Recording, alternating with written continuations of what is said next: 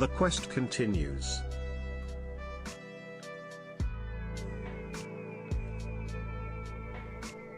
Hello, hello. Anthony, thank you so much for the resub, dude. Hope you're doing well. 38 months now. The quest is long, my friend. Good to have you back.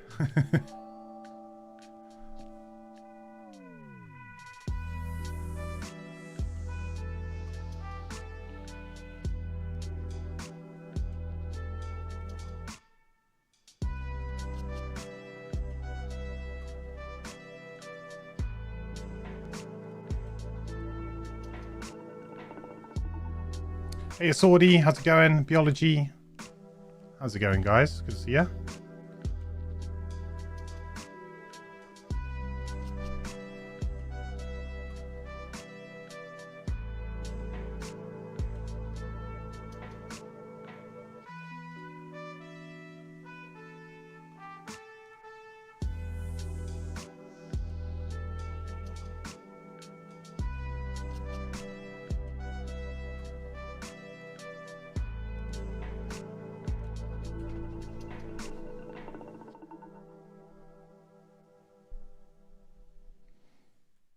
Hey, Gangster.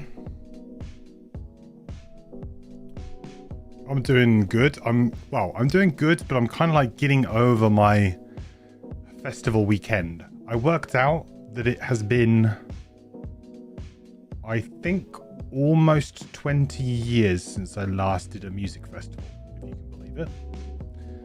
I think the last time I remember doing a music festival, like the whole weekend, was in 2006. So almost 20 years. And yeah, I'm not quite up to it as much as I used to be. I feel like I've got a bit of like the festival flu. Like I just kind of come back feeling like a bit of a cold. Like I don't feel too bad.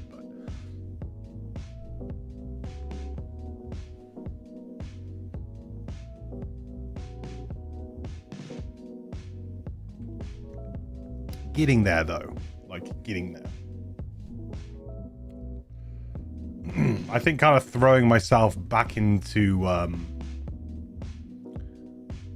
back into work and everything when I came back. Like I didn't take a day off, like just to rest. I just went straight back into work. I'm very busy at the work at the moment, which is probably, I didn't need to do that. It was also probably a good idea. It kind of just forced me to get on with it, you know? Who has time to feel sorry for themselves? He's got to get on with it.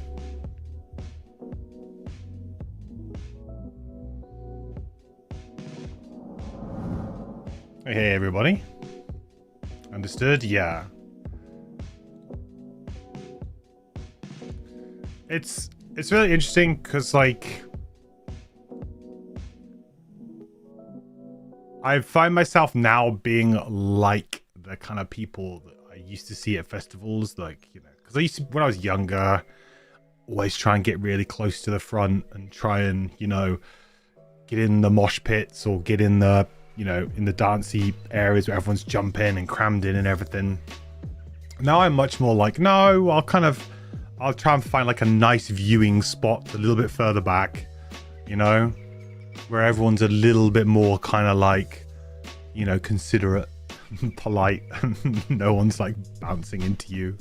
You can just kind of enjoy the whole thing. We did go to the front for a couple of acts I wanted to see, but not like super far to the front. The festival that we went to was called Victorious Festival. It's like here in the UK. I've never heard of it before, but it kind of just came across my timeline earlier this year, and the headliners were Queens of the Stone Age, Vampire Weekend, and Kings of Leon. 3 bands that growing up I absolutely loved, so it kind of felt like a bit of a throwback festival for me. Like I was like, oh great, I get to see. I've never seen those 3 bands either.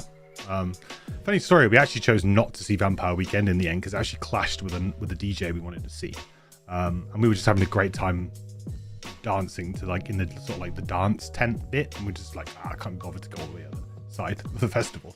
But yeah, like it was a very like everyone was like super respectful, and everyone was like really well behaved and nice. It was kind of like quite a nice like family vibe to the festival as well. Everyone was just like having a good time, and yeah, it was really nice. Like didn't feel hard. It was really well organized. Like the camping was great. Like vendors were great. The toilet situation, the facilities was all great. So it was like really cool. And we got to see some bands that I've always wanted to see that I never have, and they were awesome as well. They put on a really good show. So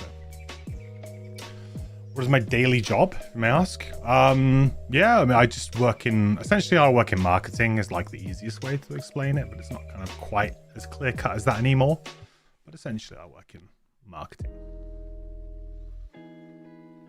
Well, DJ Bento, no, unfortunately I was not playing. My younger alter ego self was not playing Oxy. Would have been fun. There was like this, so it's in Portsmouth, which, depending on if you know your UK geography very well, it's in the south, and it's kind of like a port that often travels to the Isle of Wight. The Isle of Wight is there. So you can see the Isle of Wight from the festival grounds, and we're on like, it's kind of like what you would call the Hoe here, which is like it's on the waterfront essentially. It's not the port bit, it's kind of like on the waterfront, and there's an old kind of like fort there that was obviously probably during wartime was used as like a bit of a lookout across the British Channel, and you can see the Isle of Wight from there. And in that kind of like old kind of like castle-y bit, they built like a little dance stage area, but you had to go like across like a little drawbridge to get into it, and they were limiting the number of people you could have in there, which was really crazy. It was only like 300-400 people at a time. It was and the festival was like 50,000 capacity or something crazy, so like, there was queues to get in there all day. We managed to get in there like early on, just as the festival opened. We went straight in there just because they had a really nice bar in there as well. They had like the best bar in the whole festival there, and so we went in there nice and early to just have a few drinks and just sort of like chill out and enjoy the view, because you could walk up on the ramparts and kind of like see out across the festival a little bit and out across the water. It was really cool. So we just hung out there for a little bit, but that was kind of like the DJ bit. Hey son, how's it going, buddy? Good to see you. So yeah, we really liked it. So we are considering, well, we're definitely considering going back again. I think like it was the right kind of pace for us. Where you were a little bit older, and there was a really good family area as well. Like you could tell that they were really trying to make it a family event, because they had like kind of like one whole corner of the festival grounds were just like children's games, like soft play, and just like bouncy castles and just loads of like stuff. And they had like a stage there, and they had like people dressed up as like favorite characters coming out and doing little bits and taking photos and stuff with the children. It was like really neat. Like they tried like had a whole section of the festival kind of dedicated to that. So like you could kind of do that stuff in the early parts of the day, and then like if you had children, and then when the kind of the bigger bands started to come on, you could kind of like move towards the bigger stages and stuff. And yeah, and they had lots of other like little stages that had like just acoustic bands playing, or local artists playing and stuff, which you could kind of just walk past and then sit down and listen, which was So yeah, I think it was a really, really well organized festival. It was my like first music festival in nearly 20 years. So like for me, it was just like, it was called Victorious Festival, in Southsea, Portsmouth. Yeah, so the last festival I went to was Download 2006, which was quite different. Obviously, that is a like a proper rock and roll heavy metal festival, although I think maybe in recent years it's become it's kind of widened a little bit more, I think, download. But I can't remember who it was, who I saw, but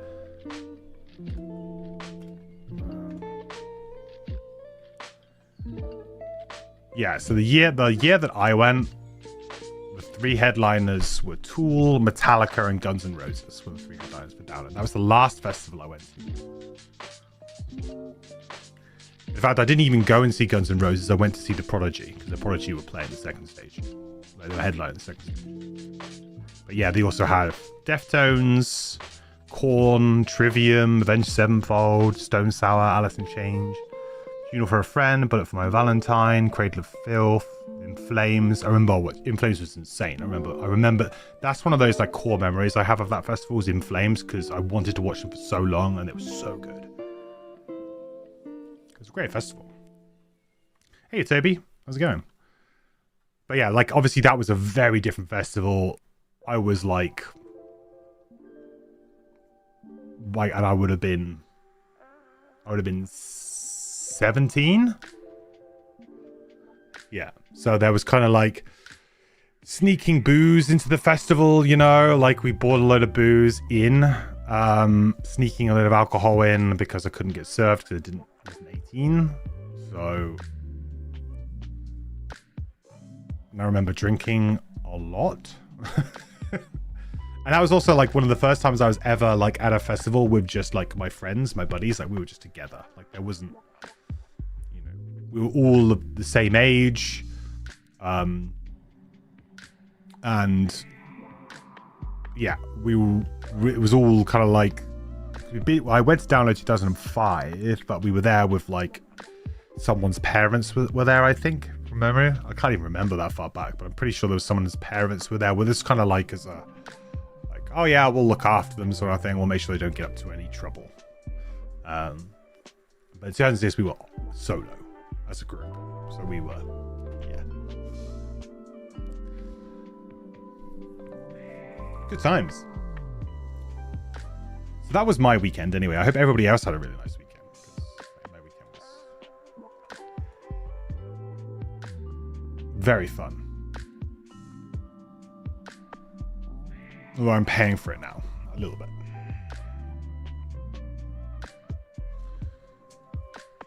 We sort of said that we would give ourselves August to just kind of like blow everything out a little bit.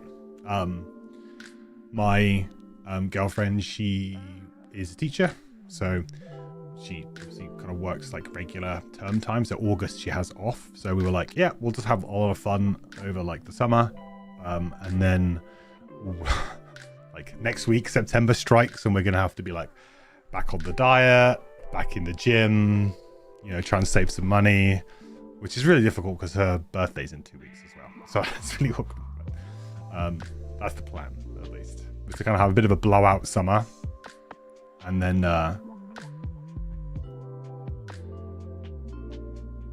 kind of hibernate a little bit for a few months, September, October, November, you know, getting ready for the old Christmas rush. Hey Crystal, how's it going, buddy? Newt. So how has everyone been enjoying Frosthaven? You guys been playing a lot? Happy to have you back. Bones, happy to be back, buddy. Hope you're doing well. 35 months. The quest continues, my friend. Thank you so much. I really appreciate it. Hope you're doing well, buddy. You're doing so well. And Newt. You got one more week before the kid goes back to school. Going to sneak some camping in right before. Nice. Yeah, we are back to school next week. 1st of September. It actually lines up pretty nicely with the calendar this year. It's like 1st of September, Monday, back. You know?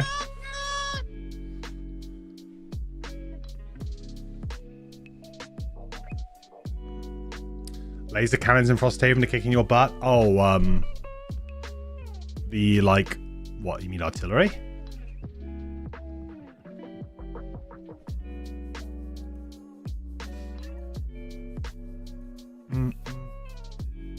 Hey Rex, not realize you're waiting for the 1.0 version before I get the game. That's fair. we should be, what, we're about another month. I don't think they said when in October the next patch is going to be, but they said October. We're 3 months from launch, so that would be about October. So it could be a month, could be almost 2 months, I suppose. Could be the end of October until the new, so we get a kind of a content update, which would be good. But yeah, I think a lot of people are in the same boat waiting for 1.0. I think the main thing, like for me, I'm going to, as soon as 1.0 comes out, I'm just going to start a new save. I'm going to start from scratch. Like that is my plan, because I want to experience the campaign in its natural progression. And I think that's the main drawback at the moment, is that you're getting to play stuff or what have you, but then obviously you're going to potentially going to invest quite a lot of time into a campaign, and it's kind of a little bit out of sync with how it would normally be. It's probably not like the pure experience, right? Which if you played the game loads, it doesn't really matter if you're not that bothered. Or if, like me, you're just going to restart a new save anyway. So, but it's a lot of stuff to do. Chaos Demons suck. True that. The game is just updating. Apparently it was quite a big patch. It's taking a while.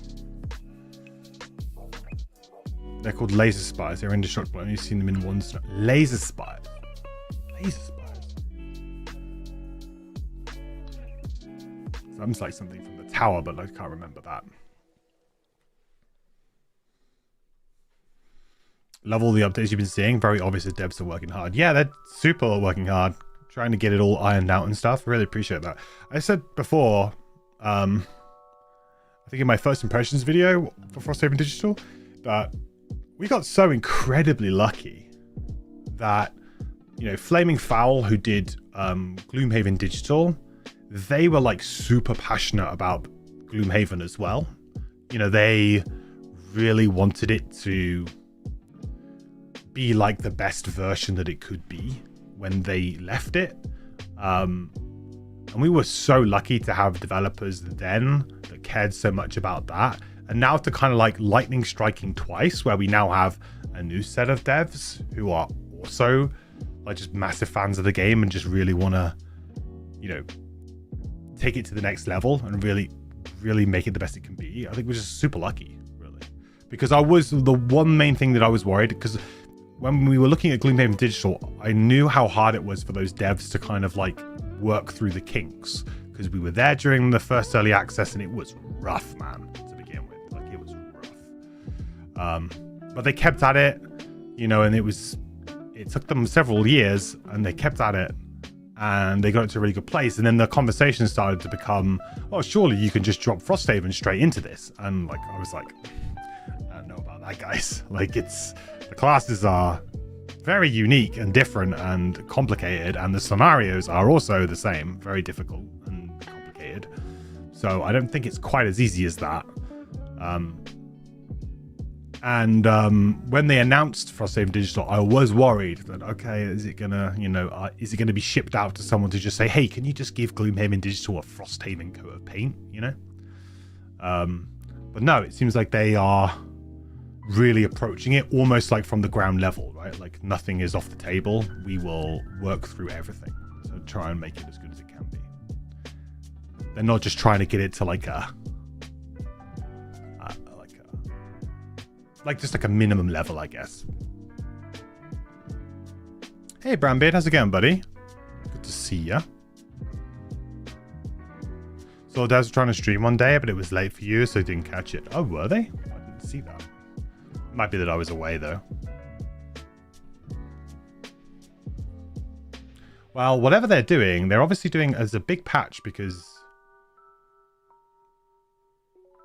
I'm currently still patching. And it's taking a really long amount of time, which has got me a bit worried. Why is it taking so long?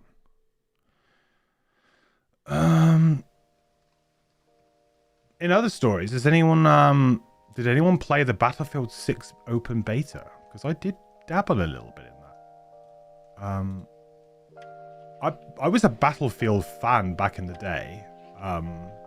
Like Battlefield Bad Company was my game. back in the day. And that game just took up so much of my time. And then Bad Company 2. And then I kind of like didn't really vibe with many of the others. I loved Battlefield 2042 was like the first one, right? The new one's like 2043 or something, whatever. But the original futuristic one, that one was good. With the like the carriers, like you had to like go onto the ship, and then you had to like kind of blow up the ship or something, and that was how you won. That was a really good one too. And so I tried out Battlefield 6 because it was a free open beta, and I thought, you know what, let's give it a go.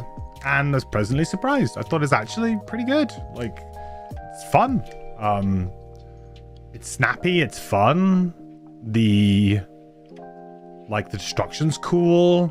The only thing that I think is like a little bit about it is like I wasn't a fan of some of the levels, but then there was only a handful of levels that was in the beta. So, you know, there wasn't one that was like a really kind of like big open, you know, huge like space, you know, which is, I quite like those ones where you have like, you know, helicopters and like the tanks are rolling, and so it's a bit of everything. You have that kind of like vehicle stuff going on, but you also have like the small scale skirmishes going on inside buildings and stuff. That's like, I think when Battlefield's at its best is when like there's kind of like a big map and there's kind of like arenas of conflict, and you can't just storm through with the same thing, you know, like there's kind of like an area where there'll be a lot of troop combat, and there'll be an area where actually there's quite a lot of like vehicle stuff going on. Yeah, like I always liked in Battlefield like that feeling of like you jump on like a helicopter or into a transport or something, they're like, yeah, we're going this way, and like you jump into your squad and then you're all like riding to battle, and then like you inevitably get shot at or something, and then you will bail out, and then you like running. Like I always like that kind of vibe. It's always good. TJ did said he had a really good time with it. Yeah, I think I think what's quite crazy about it is that the previous Battlefield, you know, was really negatively panned.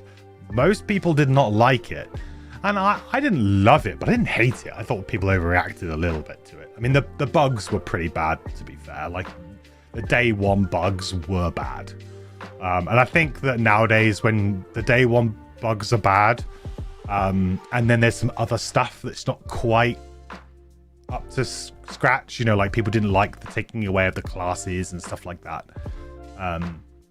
You know, some like core Battlefield things that I think that kind of just all added up, and so it worked against them.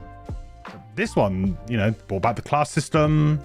The weapons mods system seems really good. Lots of things to unlock, lots of things to play with.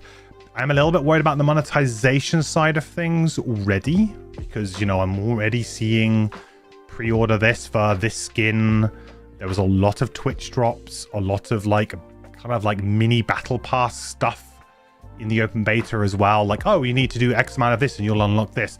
It's only be a matter of time until we see, you know, paid battle passes, premium battle passes, you know, shop bought skins, loot crates, possibly. You know, I think it's going to be interesting to see how that goes. Gameplay side of things, I'm not too concerned, but it'd be interesting to see how that works, you know? Bad Company's a great game. Yeah, I loved it. It's so good. It's one of those kind of one of the only games where I actually played through the campaign multiple times as well. I loved it. On the hardest difficulty as well. Like I really went full-blown achievement hunting for that game, which I mean, nowadays I do that actually fairly regularly. I sometimes go for a like not completionist, but you know, a pretty good achievement run. But back then that was like I couldn't care less. I was just playing. I was mostly just playing, you know, shooters and things like that. But that was a game that I really enjoyed the campaign. I played through the campaign several times to try and get all of the hard to get achievements. I was wondering if you come back once Frosthaven digital launches. Yeah, here I am. That was probably the push that I needed, I think, Pagan. So Yeah, it's good to be back, buddy. Thank you so much for the sub. I really appreciate it. 2 months. Quest continues, my friend. Hope you're doing awesome. Great to be back.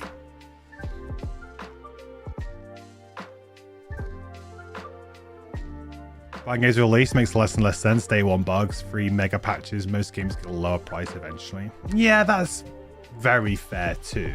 I have like a big problem with that, I think. Where I tend to buy games and I just never play them. And this has happened now in originally Steam, which I think is something that we can probably, most of us here can relate to, is Steam sales swings round. You see some great prices on some games that have been on your wish list for some time. You go, yep, great, I'll pull the trigger now. That's a great price, but then you just don't end up playing them. That's a really common thing that I do. A lot of people do that. But it also creeps into my board gaming as well, because I have a huge shelf of shame and it just keeps growing. Like, my shelf of shame is not going down.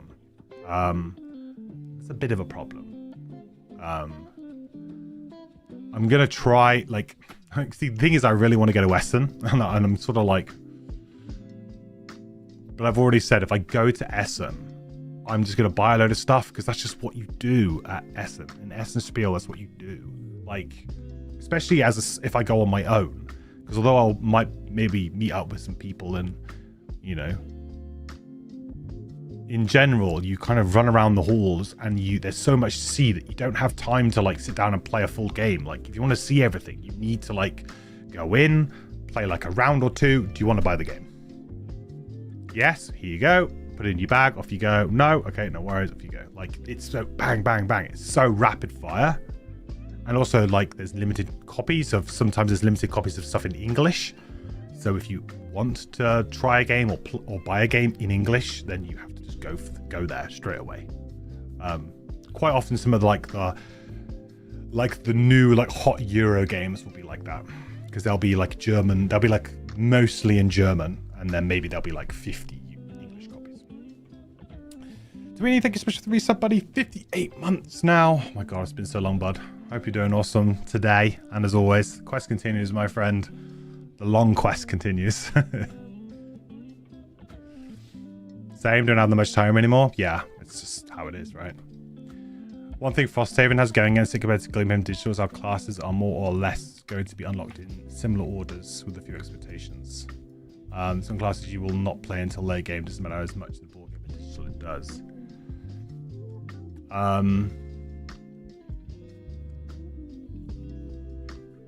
Yeah, I see what you mean. Almost, yeah, I do see what you mean. Because everyone's probably going to unlock certain classes pretty much at the same time. Not always at the exact same time, I guess, but like a pretty similar time, right? Because you're always going to go... No spoilers here, but we all know what we're talking about. I mean, you're going to get Fist or Snowflake, right? So you either... I guess that's one point of differentiation there, because like you're either going to get Fist or you're going to get Snowflake. And if you... whichever one you don't get, you're going to probably be waiting some time to play the other. So there is always that. That's always going to be something that's going to kind of be present. But in terms of some of the others, yes, you will get them all at the same kind of order. It'd be interesting to see how many people, like, don't retire characters in Frosthaven. Like, just jump onto the new classes when they get unlocked, because they are unlocked, not just by retiring. You know, what's people's kind of allegiance going to be to that kind of class and character? So I can see definitely, Skizzy, that in the board game, you're going in the digital version, there's kind of going to be like more prevalent strategies, if you like, because whereas I think in Gloomhaven, you know, you can go and like, okay, you should get this quest because this quest unlocks this character, which is something you want to play straight away. Frosthaven's not so much the same. Though I will say that there are some like you know, the order that you can do quests in is a lot more flexible than in Gloomhaven. Like in Gloomhaven, what you usually have some side quests and you have the main quest, right? That's about it. At least in Frosthaven, you kind of have the 3 different arcing things. So the order in which you play scenarios can be wildly different from playthrough to playthrough.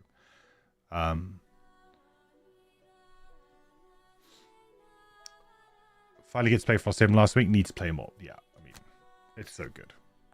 I think we are ready to just go straight out, aren't we? So we did what we wanted to do, which was to get to Outpost 3. We managed to do that last time, which is great. That means we're building the trading post, so that's super good. We're happy about that. We are now in winter, so I think we're okay with resources and things. Yeah, with soldiers.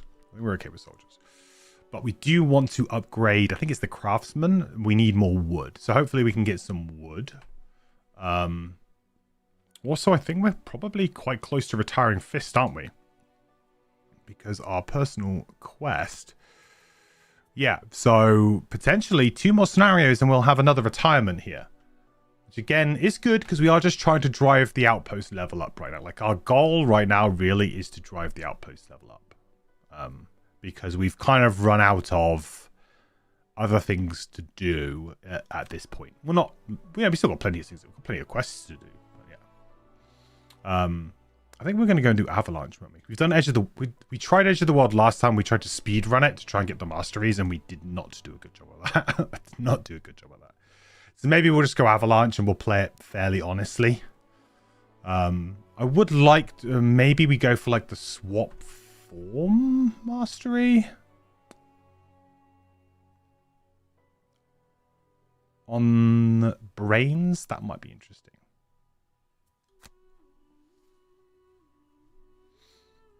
Plus 420, nice. The sky has turned a perfect uniform grey as the snowfall of a blizzard blots out any vision more than an arm's length ahead. The flurries hide his presence until you're right on top of him, but seated in deep meditation is an orchid. While they have a frail humanoid appearance, they gain I think I remember this their one. sustenance from direct contact with the ground as a plant would, growing beautiful crystalline structures across their skin if they remain sedentary. Judging by the length and prominence of the crystals on this orchid's head and arms, he's been seated here meditating for a very long time, perhaps years. Although he shows no signs of noticing, the snow has begun to accumulate on him. Unfortunately, the weather has left you turned around, and without a bit of help, you're as likely to be heading away from your destination as toward it.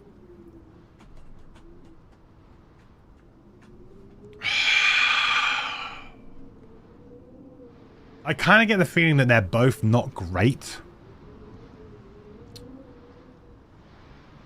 If we leave the orchid to his meditation and find his own way, chances are we probably end up like maybe losing some stamina. So we might start the scenario with less cards. Like if I was to guess, like, okay, we spent a long time wandering around, so we're tired. So maybe we lose cards at the beginning of the scenario, which is always a really bad thing, especially for Fist. We don't have an orchid in our party or anybody who would maybe really work well with the orchid, I don't think necessarily. So I don't think we have any traits here that might be useful on our classes. I don't think so.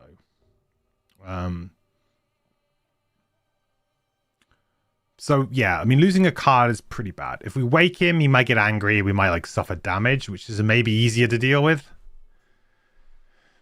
But also perhaps we might get something good out of it. I'm going to wake him up.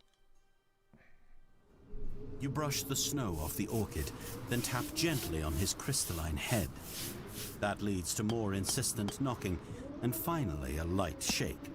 When he finally jolts awake, he's startled and furious. You do your best to apologize, and he points you in the right direction. Okay. That was fine then? Okay. That seems fine. Seems like we got away with that one. Okay. Right. Do I want to try and do this mastery? Yes, I kind of do. So that involves me switching form every single turn or burning a card every single turn, which is what we tried last time, and it didn't really work very well, to be honest.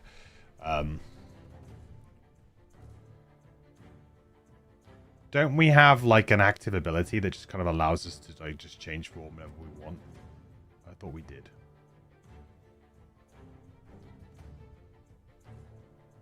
Or ignore. Whenever you short rest.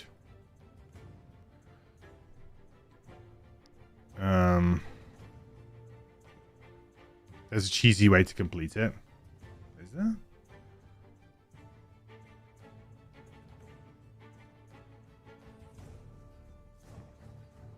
Interesting. A cheesy way to complete it.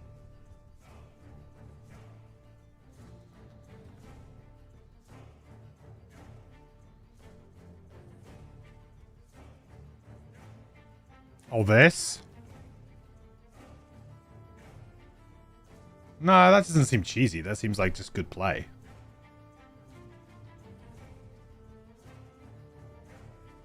My Empire scenario, you can leave after completing each room. Oh, okay. Like it's a specific scenario. Okay. It's not like something inbuilt to the character.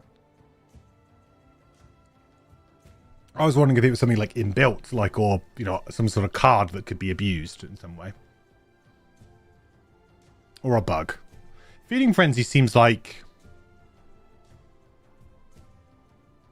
potentially quite a good card to bring for this. Okay. So then what do we get rid of? Something like Hail of Thorns, because it just doesn't do anything.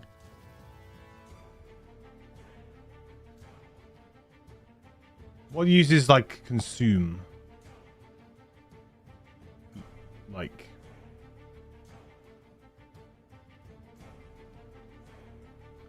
what is this too? This is a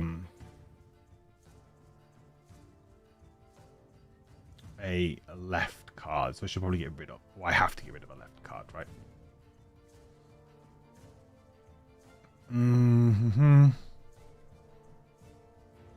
So I need a bottom switch, though, don't I? Really? Which so I'd have to play draining pincers to basically switch, and then I would need like something that uses fire over here, or light. Sorry, which we don't have. I suppose we have that big heal and strength on, but that seems a bit silly.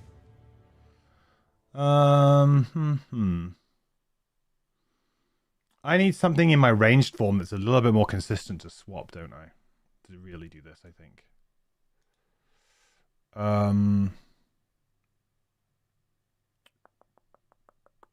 Something more consistent that swaps. Mind Spike? Mind Spike seems like probably the best. Yeah, it says this is equipped, but it's not equipped here. Am I... What? Into my embrace. Am I being silly? Oh, it's there. Oh, the colors are a bit weird, right? It's like dark here, but light here. So yeah, maybe Mind Spike, because also Mind Spike top would actually use the top of that, which would be kind of interesting. And also it's got a bottom thing. Either that or Flailing Tendrils also uses light, but we wouldn't be using that. We'd have to swap, so it'd have to be something on the other side.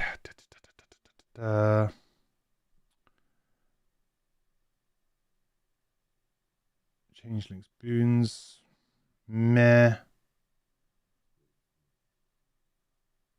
I was going for like the kind of tanky build, wasn't I? Okay, let's get rid of this.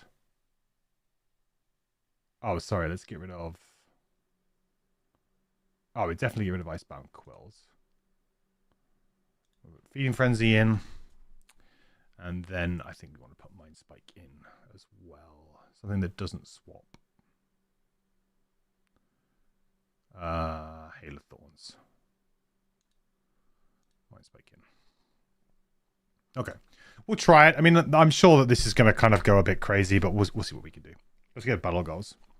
Promoter. It's a little bit like it's doable, but hard to remember. Took any short rests? No. Never collect a loot bag from end of turn looting. I kind of want to loot. These are terrible, aren't they?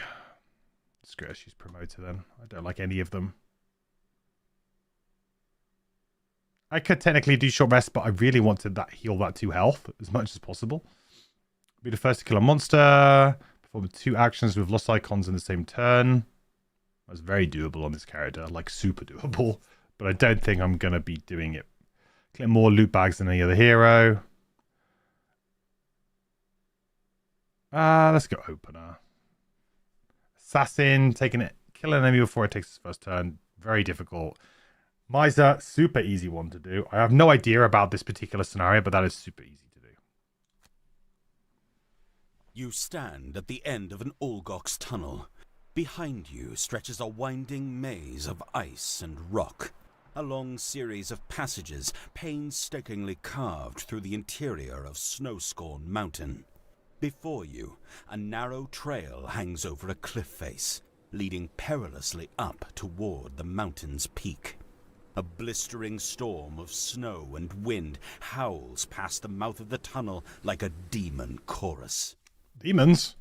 Follow the trail beyond the tunnel. The Ice Speaker chief had told you. Then curve around to the highest peak. There you will find the snow-speaking wretches. Destroy them, or Snowscorn is lost.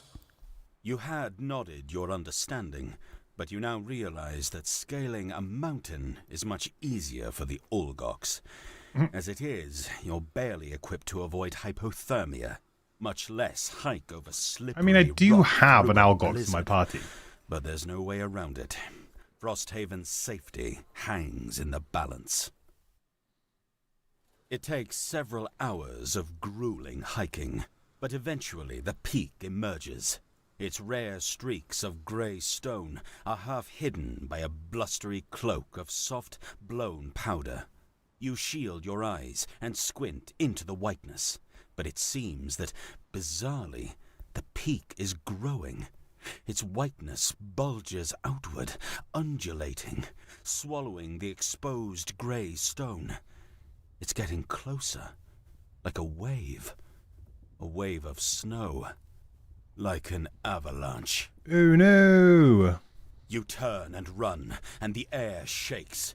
Legs pump, arms flail. You move, but it's not enough. Your legs are too slow, and the path too steep.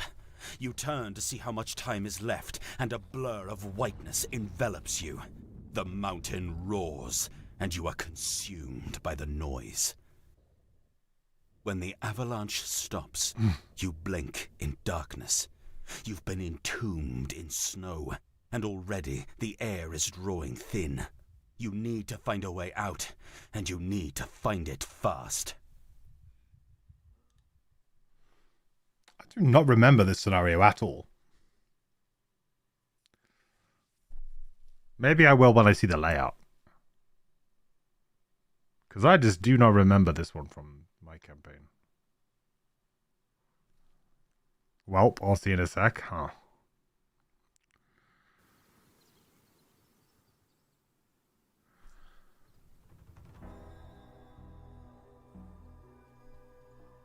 Oh, the snow drifts. Yeah, what is it? 3 rooms? Oh, this it's escape one. How long did I play? I've played this. Why did I not remember this? I played this. I think I played this in the closed beta.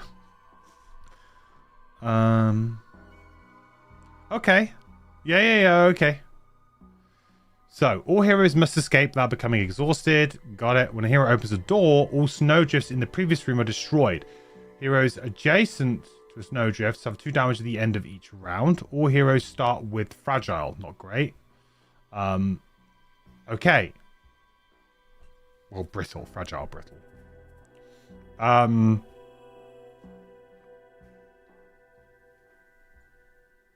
Oh, the Germinate I don't, because I have that, I took the perk, didn't I? Ah. Value. Right, we are doing Feeding Frenzy, and we are doing Draining Princess to switch. Do I want to go early here just to kind of like get rid of the... In theory, I could tank, couldn't I, for this first round? Like, I could just kind of do a bit of tanking. Like, there's nothing to stop me from going, like, Venomous Barbs.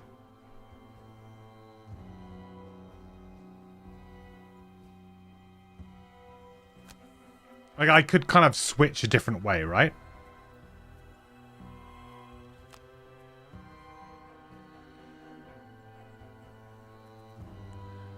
I guess the problem here is that I won't have any... I won't really have any armor. That's kind of the problem. Especially if I want to switch, which I do want to switch. I want to try and do that, Master. I'm going to force it. I think we can do this. Okay, so we're going to do one with the mountain, obviously.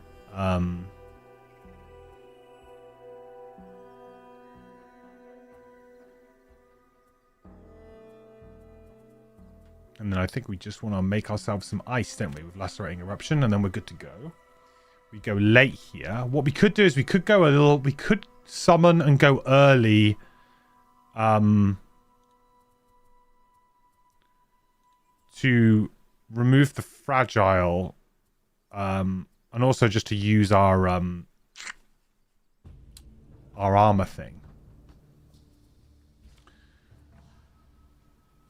I think that might be a good idea. Well, we're going to make one skeleton anyway. So maybe we go early here just to kind of...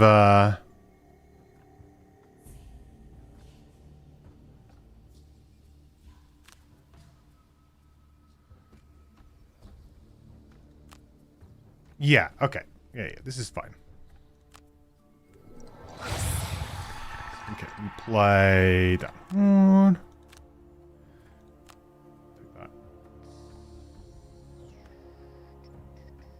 Ooh, do I...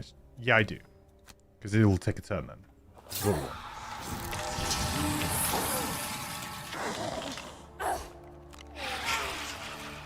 Oh, of course, I take 4 damage because of the... That is the thing. Okay. So we will go... What are you doing? Oh, of course they're not attacking.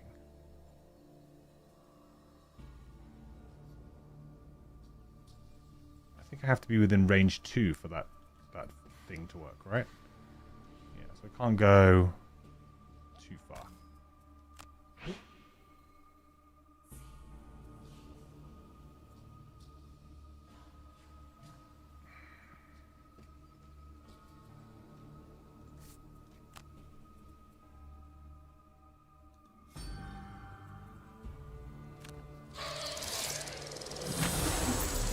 It really could have been better, couldn't it? But, hey-ho.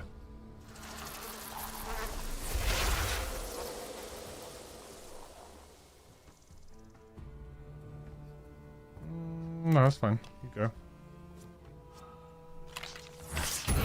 Oh, awkwardly as well now. That's going to take damage. I didn't really think this one out, did I? Oh, well. I didn't think this one through. Because what's this one? 1, 2, 3, 4, 5. 1, 2, 3. Okay, so this one's going to attack there. So he's still going to attack here, though, unfortunately. Let's choose here anyway.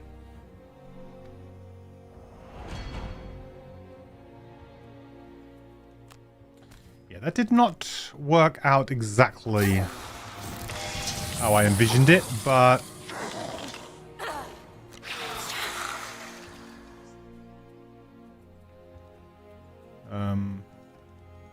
Did I play that?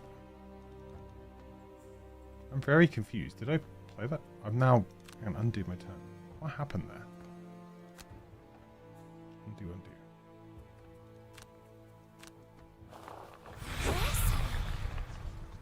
I did do it. How weird.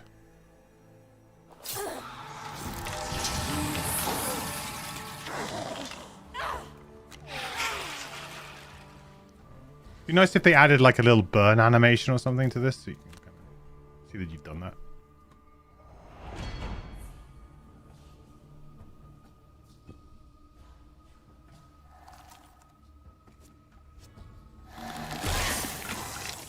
Any reason why it didn't move back? Is that just because it sees that as like hazardous terrain or something?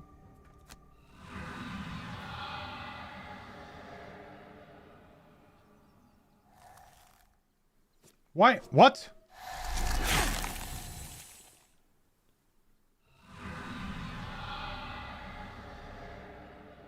Well, that was definitely a bug.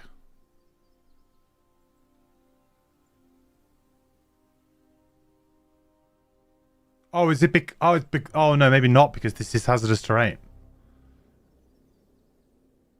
No, but he's flying. I'm very confused what these are. These are obstacles? But even so, he's got flying.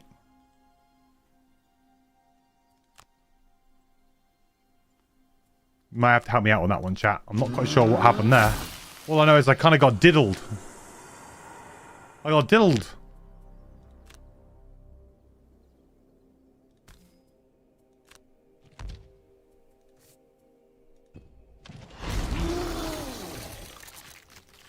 You can destroy the snowdrifts, they have life. Yeah, I know that, but like, why did this snow imp attack here? Like, I would have... Like, it's almost as if they're seeing... And this one here went over there rather than like just dropping back. But is that because they also take damage? But it says only heroes. So it's almost as if they're treating this like a negative hex. Yeah, like it's an obstacle, maybe. It's just the enemy is treating it in a very strange way. Let's skip the ability for that term. Yeah, you'd say it's a bug. Yeah, it's like the enemy is treating them like, I don't know, like negative hexes, like they don't want to go in them. Which just doesn't seem right to me.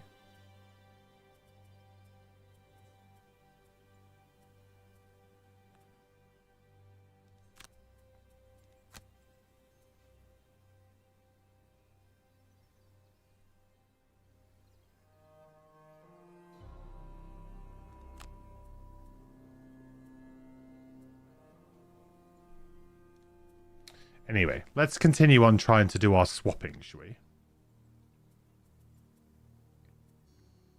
So we can swap with the bottom, or we could potentially swap with the top. Only 3 and 4. 1, 2, 3, 4. That's... Mind Spike is actually fantastic here. Oh, I'm disarmed. Mind Spike is not fantastic here. That means that I will be probably using a bottom... switch then, huh? A move switch.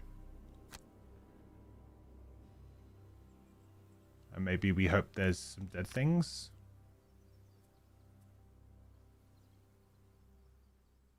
I guess I could burn a card, couldn't I? I could burn something like Harvest the Essence. To just, you know.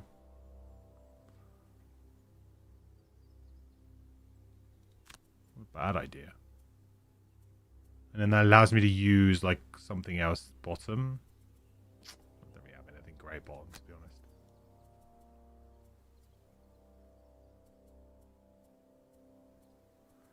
The easiest thing to do would be use selfless offering and like reshape the guys, go late and just hope some things are dead and just get some loot. Bit rubbish, but hey ho.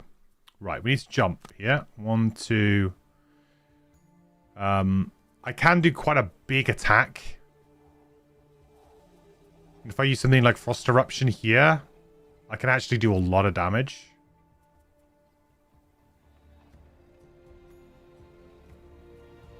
Frost Demon has Retaliate, right? It does. So that's not ideal, but this does have Push, so I could... Well, this is the thing, though. Can I push them through this? I don't think I can. I guess I could go here and just attack these snowdrifts.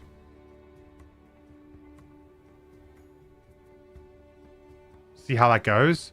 What are we doing? 18 versus 19. With the Frost Eruption. Or do I use the ice to just do something? Maybe I'll use Piercing Pommel. Actually, it's probably better. Yeah, okay, we do this. Right, we let these guys go first. Are they going to attack the snowdrifts? We'll find out. No.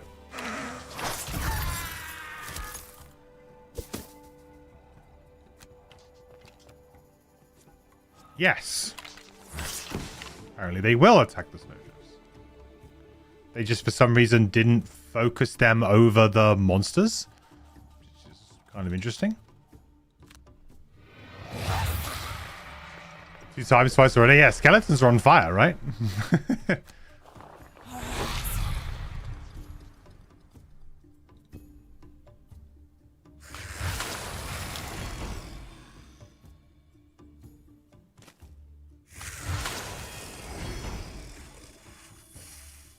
Wow, the Pierce is looking a bit better now, huh?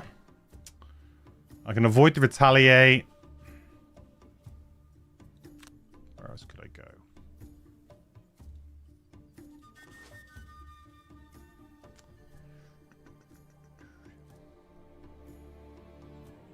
The problem is the Pierce just kind of attacks this one guy and doesn't really do anything else.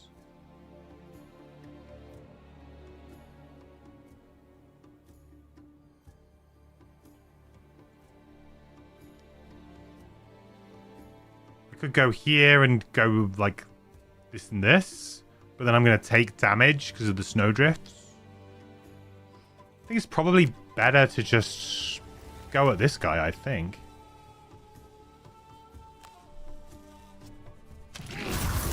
You know? Like,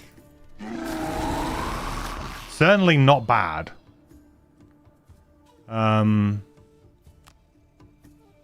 Skip the movement. I think we're okay there.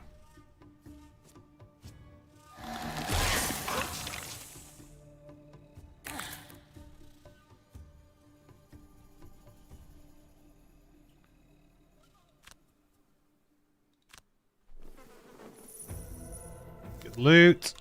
Go!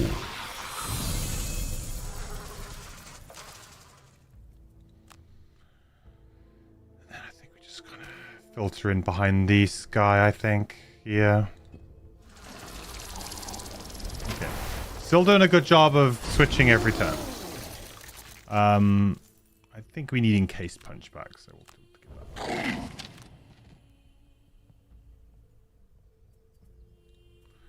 We are in melee, so that's a little bit awkward here.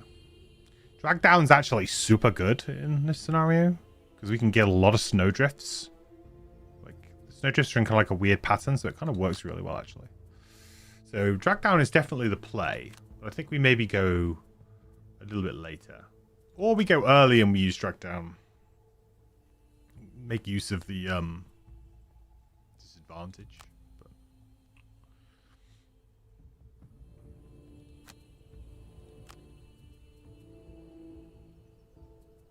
Let's drag down right now would get this and this, which is actually not bad, right? We could just kind of go ignore this, this, and this. It's pretty good. Potentially prevents the retaliate from popping off if we can go before skellies, which we should be able to do. I do quite like the idea of trying to get Bone Dagger in. I think we're gonna want to make another skeleton this round for sure. So we'll go like 43 and we'll do life and death, and then we'll try and hopefully get a Bone Dagger at some point. Easiest thing for me to do here would probably be to use Frost Eruption or Shard Launch. Let's use Frost Eruption. I'm going to go a little bit late here because I'm kind of wanting to let this guy do his thing. Let the Frost Demon do his thing, hopefully. Okay, so good. Let's do this.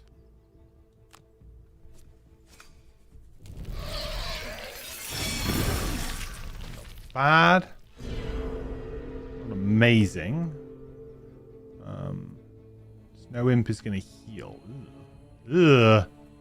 That we do not like.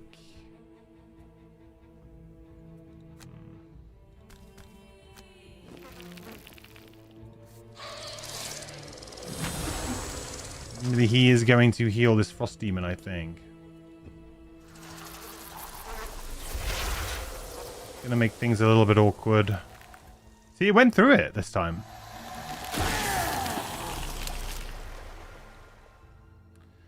At the moment, he's going to target the snow imp, which I think I'm okay with.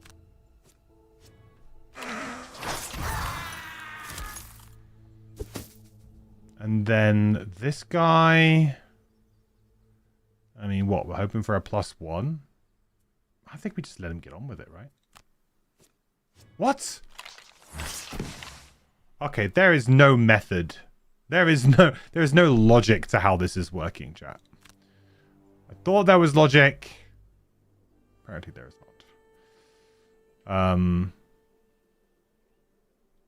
What's he doing? He's doing a ranged attack on this guy. Well, he's definitely dead. Undo. I know. I think. I mean, I could control him, but yeah, maybe we'll do that actually. If we undo and see how this rolls out.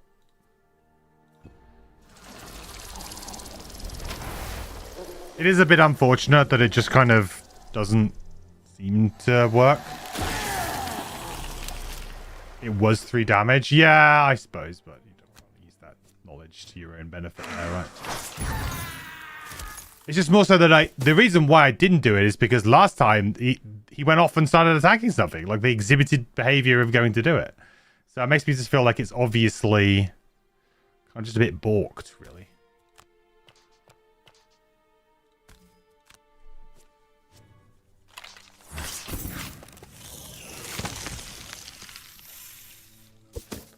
It's just a bit balked.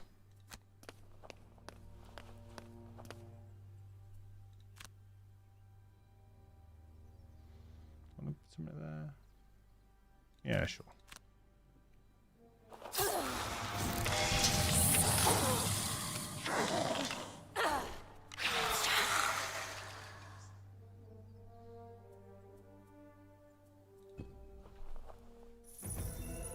Arrowvine, nice. What? Oh, it's a ranged attack. Okay. Oh, blimey, it's so confusing. Do I just take damage here? I think I just take damage. Like 2 damage to be able to attack 3 things. I take it, especially with his poison too.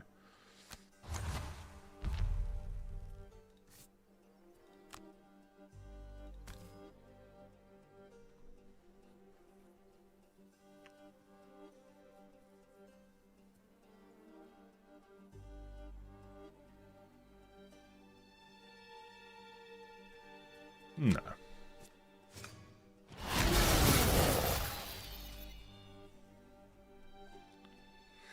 A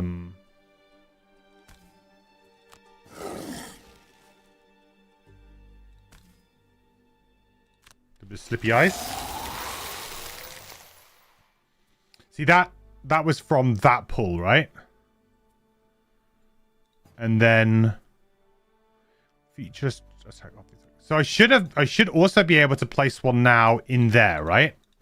So is it? Yeah, so that's a bug, right? Because it's I created that from the pull on him.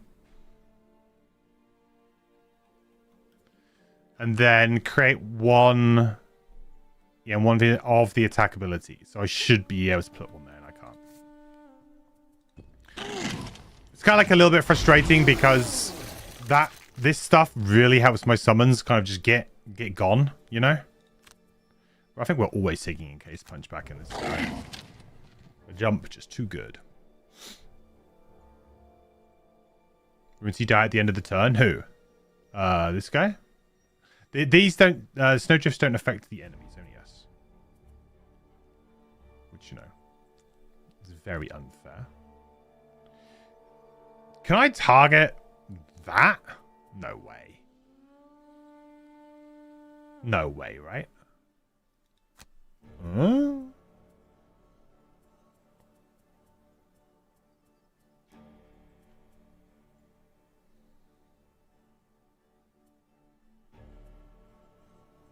Never say never. never say never, I guess.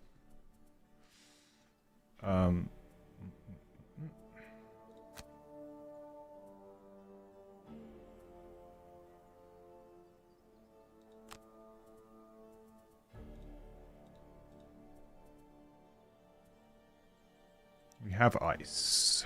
We have some lovely ice.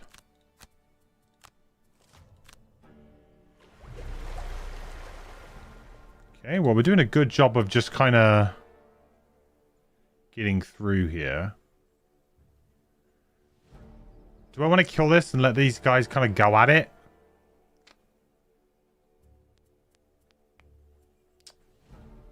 I mean, I guess they're going to blow it up anyway, right?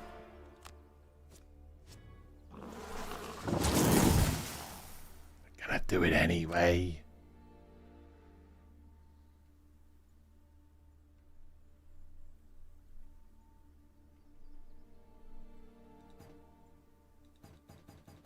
Ew, not quite. Hang on, what? This is like the weird part of this ability, right? Only within range 3 and 4, right? But yet, I am not attacking that. But I can select that hex. But I can select... Do you know what I mean? Like the rotational angles of this is weird. Because it makes me look like I should be able to attack like that. But you can't. Can't do that.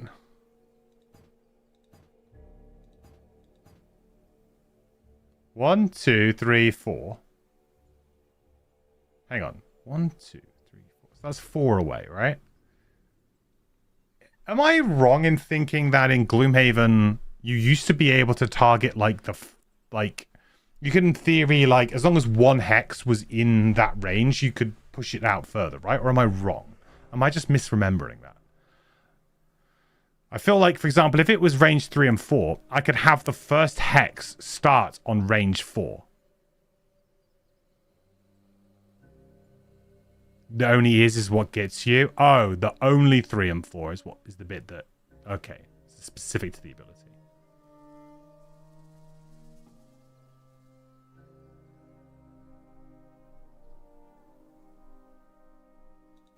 So basically, I can't target him, which is what I was trying to do. It's fine. We just target this, I guess. Whatever.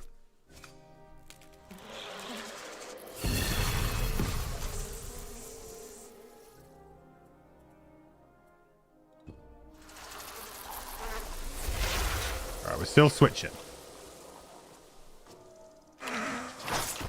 This is the weird part. Are they just going to focus on that? Yes. All right, so.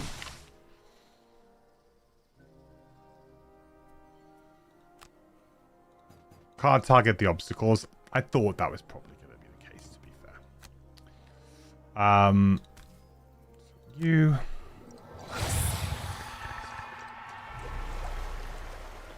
Trying to get promoter going. I don't really want to be the one to take this hit, so I guess we're just going to kind of chill here. Use the flexible slippers to loot that. Oh, axe nut. That is two herbs so far. Pretty good. Not bad, I would say. Okay, this actually works really nicely into a crushing crystals here. Because we can kill that one snowdrift. If it will allow me to target that properly.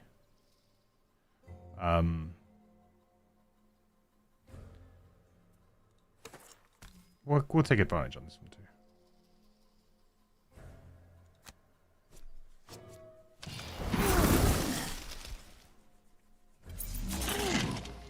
Yeah, we take the damage, but I mean, the disarm is pretty nice. I don't think we can really afford to move too much here. I guess we just move forward 1.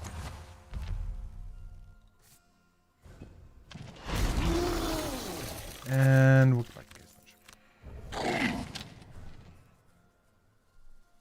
feels like this scenario could really hurt my my Frozen Fist, because the extra damage on top just makes his ability, like his thing, really hard to do. So I need to keep switching forms, which there's only one way I can do that now, which is using the bottom of this. Nice, I guess. I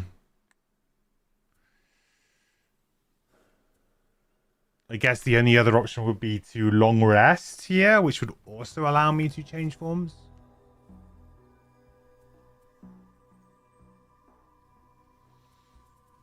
That's kind of like a bit rubbish, isn't it? I think just a bless and a switch would be fine. And then maybe we do play Feeding Frenzy. It's a double burn. It's pretty hardcore. But it kind of doesn't play very nicely. But we'll see. We'll go late. We'll see how this works out. We're getting 26 here. Yeah, shot launch is just good, huh?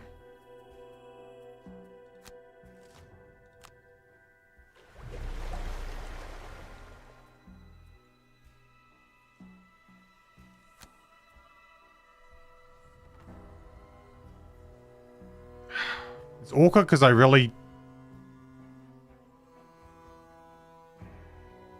don't want this guy to just keep focusing on this. I think he will.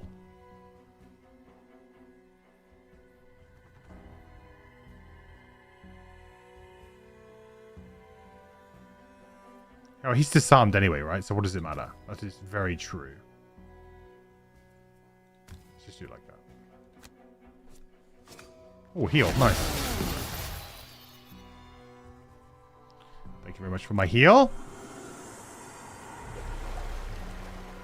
And then again, we just kind of chill here, I think. I love the way that they've just got a massive, like, bone to pick. With massive bone to pick with that snow. I could malicious conversion this. I mean, we're pretty good to do it, and we could get a summon out kind of for free here. Get the kill, get the summon out, gain an XP in the process. Feels like a pretty good thing to do, and we get to move a little bit further forward. I kind of like the way this is added up.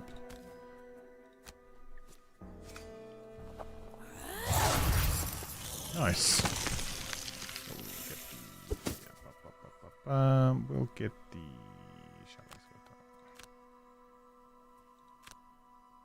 We'll chuck him that one up. Why would we not?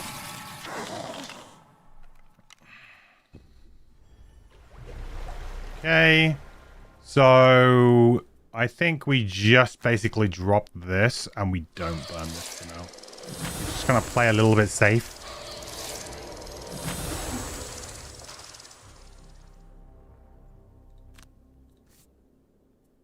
And then we can potentially, do we want to create fire? What are we doing? We're swapping from left to right. So what do we have on the right side?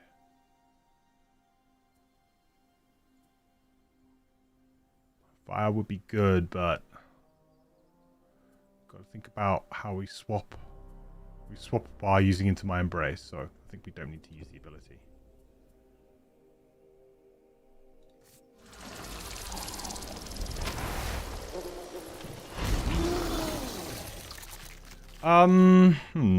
This is an interesting one. Perhaps we just go for the long rest next turn. So we just skip this. Go for the long rest. Seems probably like the better move. Because, you know, I could do a turn. I could get Shard Launch, I suppose, and just hit these two things. Maybe that's better. And then we go for a long rest next turn. Yeah, let's get Shard Launch back. It is just a safe, easy way to just chip some damage into these snowdrifts. And we can long rest here. Do that into that. Yeah, we just need to switch again. So we'll do like a little... move 4. 1, 2, yeah. Only range 3 and 4. 1, 2, 3, 4. That's going to really limit my movement, huh? And then we probably long rest with them afterwards, maybe.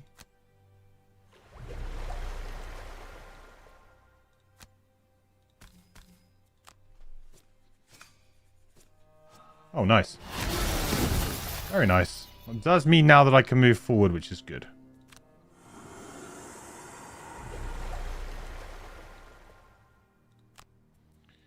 Okay, we'll consume the ice. Give yourself some XP. Now I'm up there. This is looking pretty good. 1, 2, 3, 4. Yeah. Can't get the loot bag. We have to be a little bit careful because obviously we don't want to lose our miser battle goal here. So we will make sure that we loot this before we do anything else.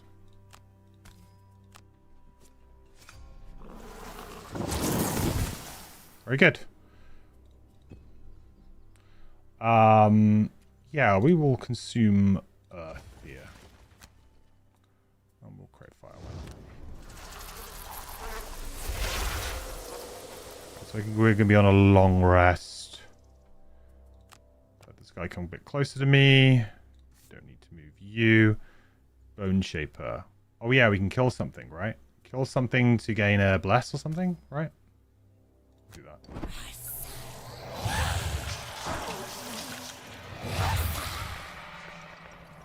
I feel like the Undying Executioner thing is just never going to pop.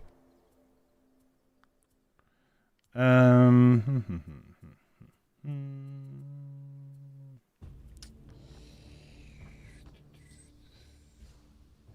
need that at all.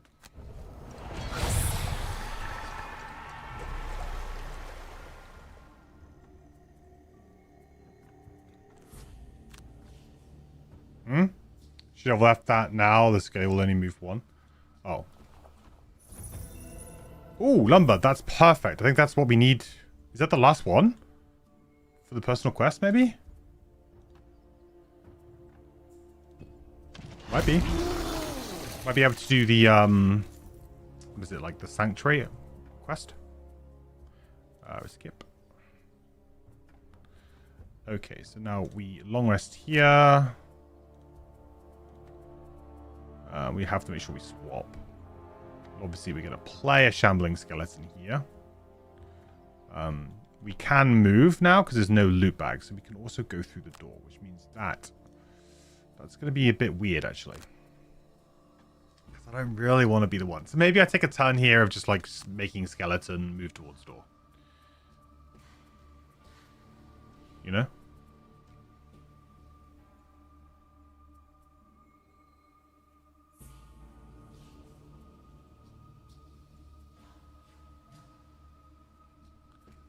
Hey, skeleton.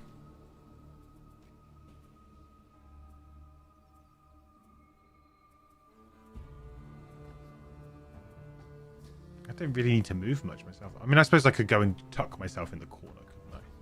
That's probably an okay play. 1, 2.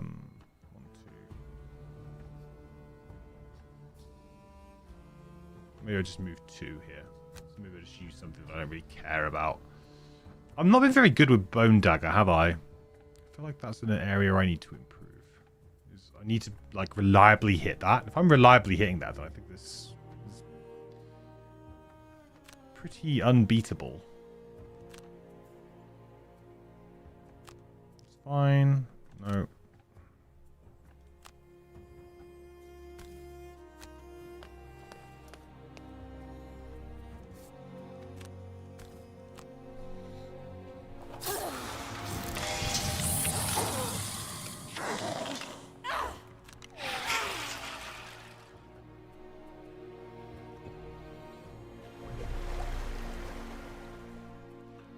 Okay, we get a bit heal.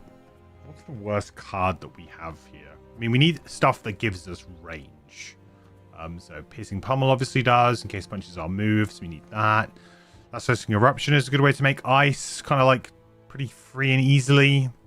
Not a super important card for us right now, though. But the top could be quite good, right? With Earth. Could be a massive, like, just smash on the snowdrifts. So I think we keep that. Shard Launch, obviously very good against the Snowdrifts, and we have a nice jump on the bottom there. Frost Eruption has a bit of a push, but doesn't really protect us. Does make ice, but we have plenty of other ice generators. Crushing Crystals is great in a clutch kind of moment. Cold Boulder is a big move. And a way to potentially give us range. So I think it's Frost Eruption. Which is a bit strange, because usually I keep that card around because it's a very easy heal. Like, you just kind of just bump the heal, keeps you going.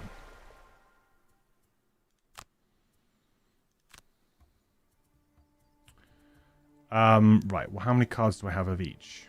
Right, so I want it left. So I probably need to get rid of a right non-switch card. Scarab Flight. Scarab Flight.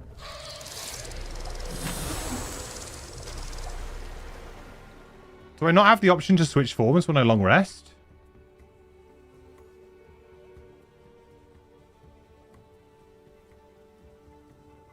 Did I just ruin it? Why did I think I could switch forms when I long rest?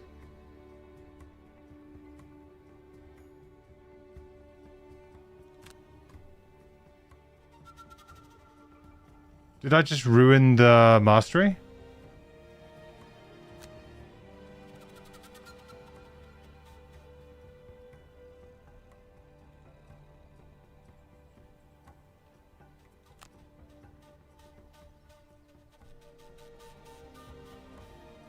Do I need a perk for that? Or is there like a card I need to burn for that?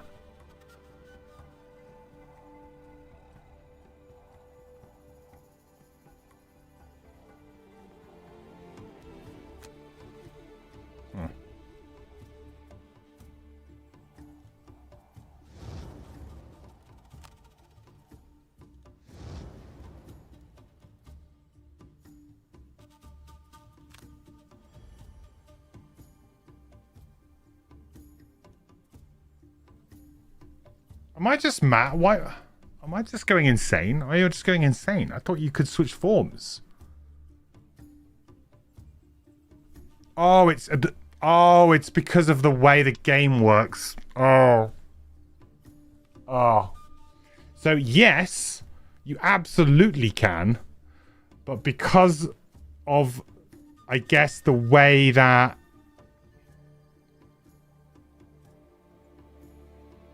the sequence here, the way the game is coded,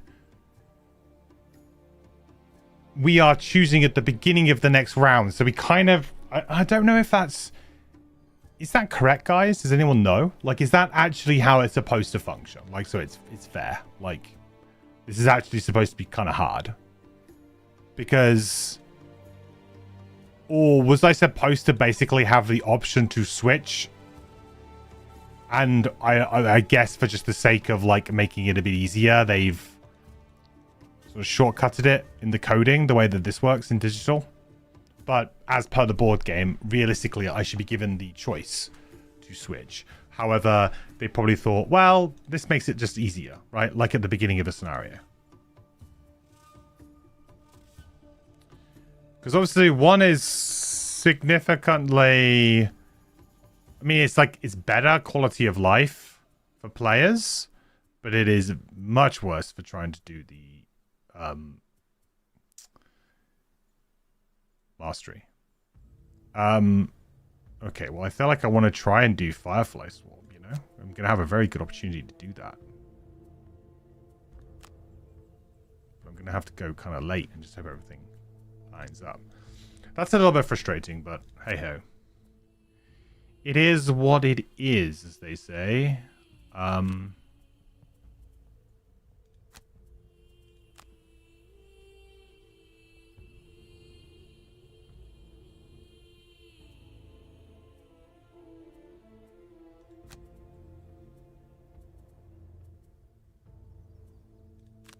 I guess the play here is to go early, open the door, so then the skellies can actually do something. Otherwise, the skellies kind of don't do anything.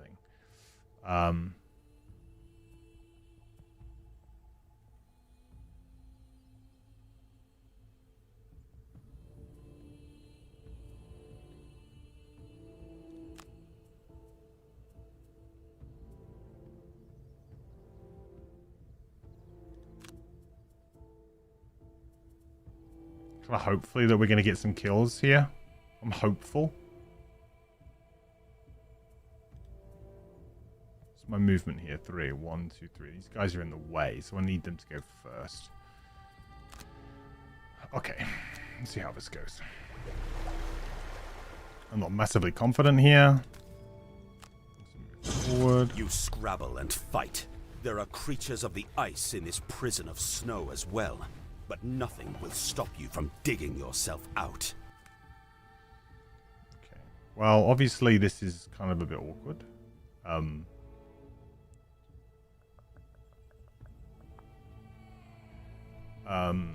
I mean, the skellies will probably end up being the focus here. If I can, like, get myself to here, then I can shard launch here and, like, here, which would be pretty useful.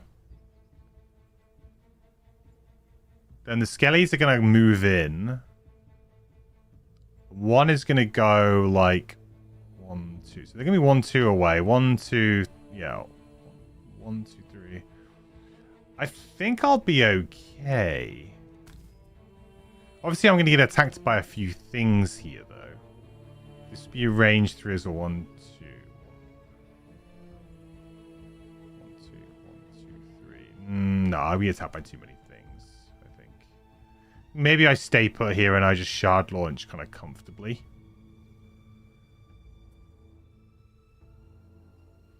Stay on the door and just sort of shard launch. Go for like the things that we go for the monsters, and if anything we try and a bit of advantage there will be nice. Yeah, if we can kill that quickly, that would be good.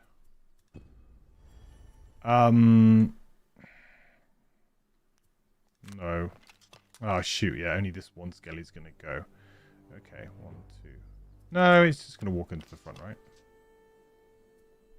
Kill it and add +2. So kill a snowdrift, but then essentially I'm going to be taking damage. I think we let it just go.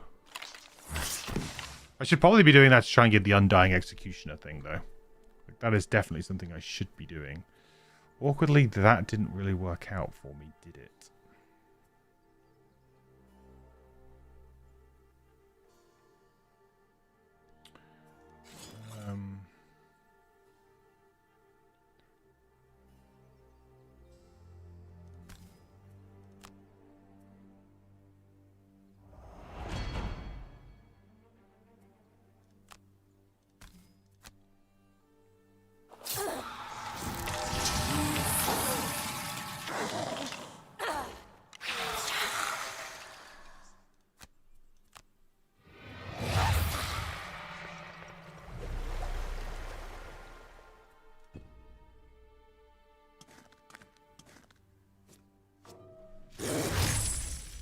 Take that.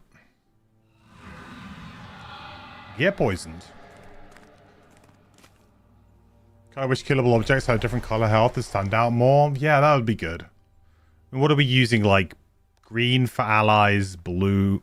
Sorry, blue for allies, green for your kind of characters, red for enemies. That would be nice.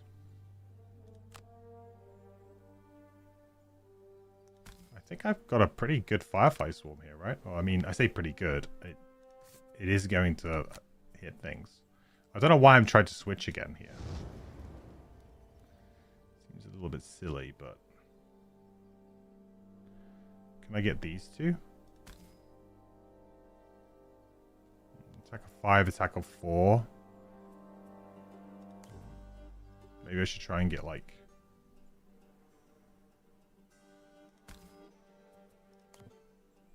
Maybe I should just try and get these two. Hopefully draw a +1 here, yeah. Or ×2 will also do it. And we'll certainly open that up a bit.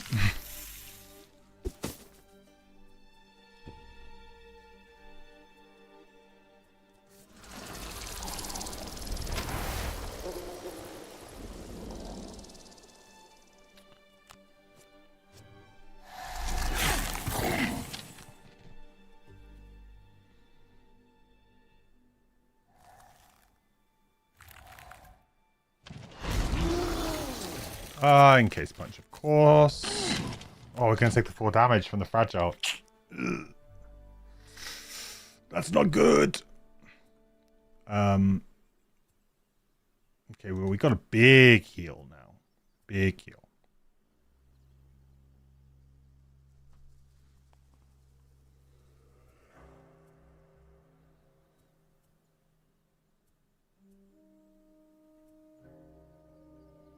Like Bone Dagger, I'm just not using enough, you know? It's just not happening. It's just I'm using it as like move 2s. How boring is that? Really, I've just not done a good job of that at all. I like the way that I'm still thinking like I need to switch forms every turn, which is now absolutely not something that I need to do. I have well and truly screwed that up, so we don't have to worry about that anymore. 2, 3, kind of boom. Yeah, that would work. I want to go on 29 here then. And then potentially we want to piercing pummel something, I think.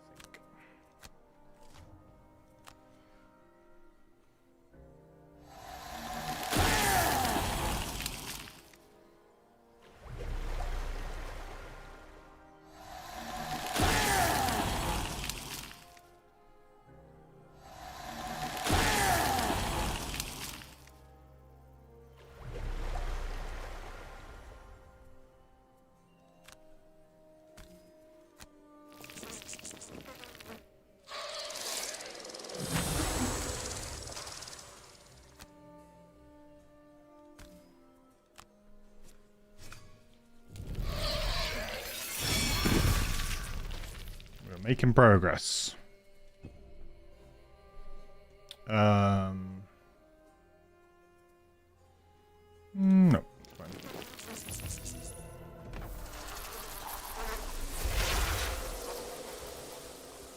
No, it's okay. I think you're gonna go for that one, right? This guy, we can then. I mean, sure, he should just go for the snowdrift, right? 1, 2, 3. 1, 2. Oh, actually, he probably won't go for the snowdrift.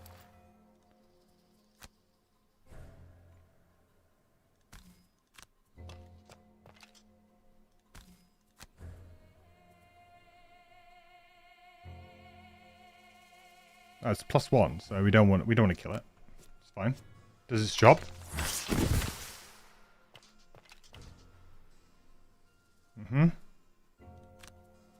Big heal.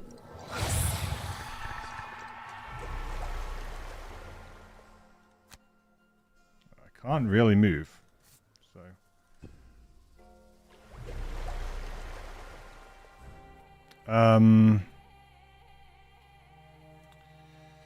It's only like PS2. It kind of sucks now. I mean, we could in theory then just go for like a wound here.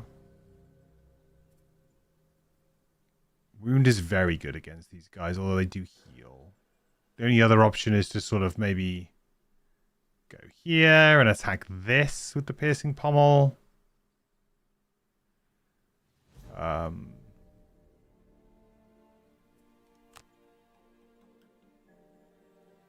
Seems like a bit of a waste because it's only a PS2, so I was still dealing with 3 shield here.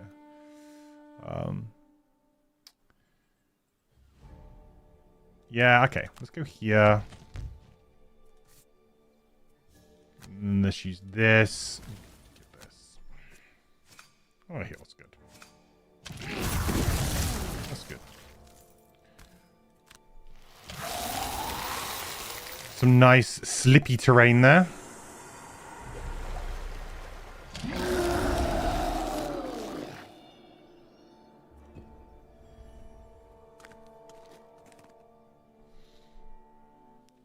Oh, target 2.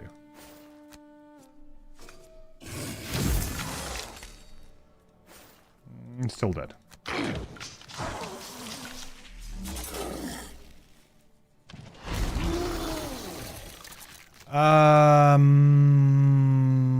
Discard active round bonuses, please. And we'll take this. Right. So in this turn, I need Oh, did I not use Fell Remedy? Shoot. I did not. Oh, that means I'm gonna have to... If I want to get promoted, I'm gonna have to use Approach to Oblivion top now. Which I guess I'm okay with. It's a big heal. It's very good here. But what's the range on it? All at range 2. Well, of course, naturally I'm not at range 2. So I'll have to use Exploding Corpse as a move. Okay, we'll make it work. We'll make it work. What do we have?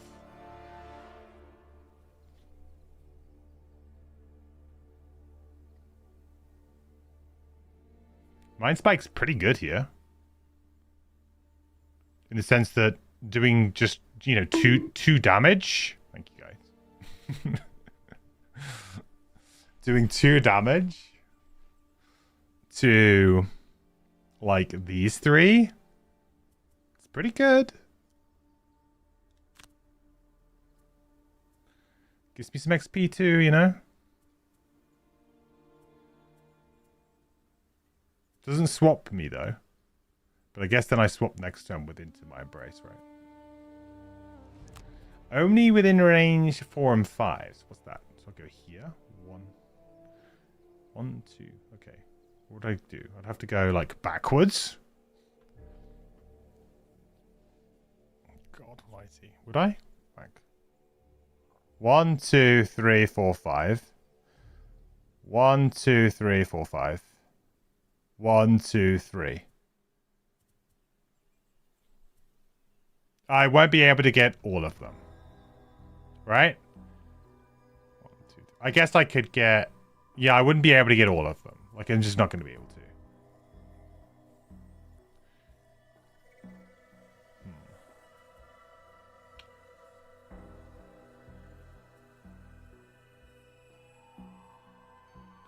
I should use the bottom of Shape the Guise, shouldn't I, to do the mastery. When you short rest, you may choose which discard to lose, and you may switch forms. Like, hopefully that just kind of, like, just triggers it.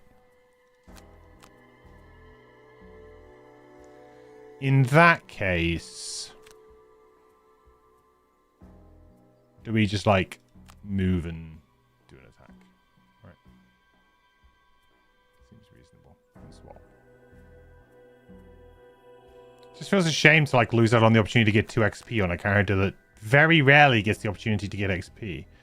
Like, the way that I play it, anyway. I should be getting quite a lot of XP, but I'm not good enough at the character. Yeah, sure. I mean, getting 2 of them, of the 3, doing 2 direct damage. Yeah.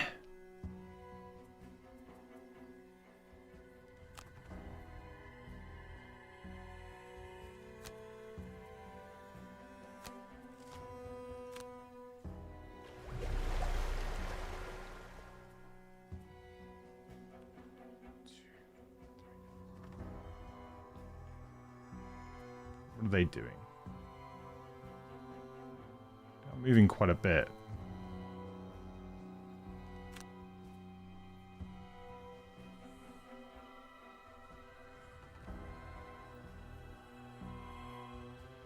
I guess awkwardly, I wouldn't be able to target those things anyway, right?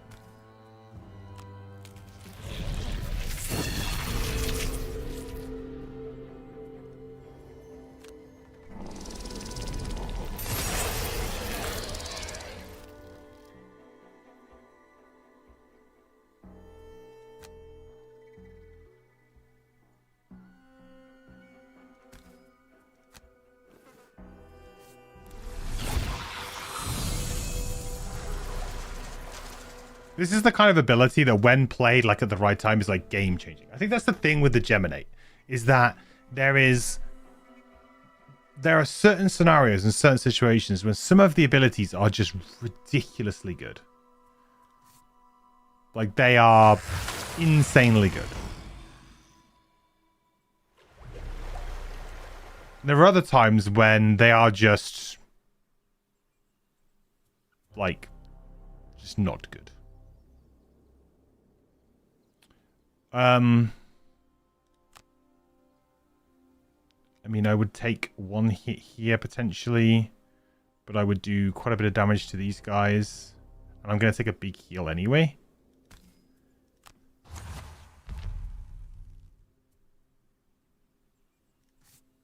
Get the XP.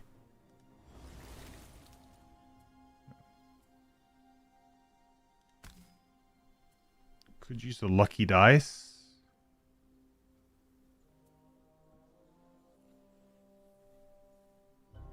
What's my deck like right now?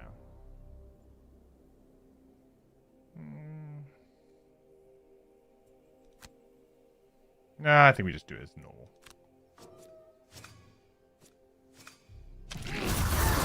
It worked out pretty well.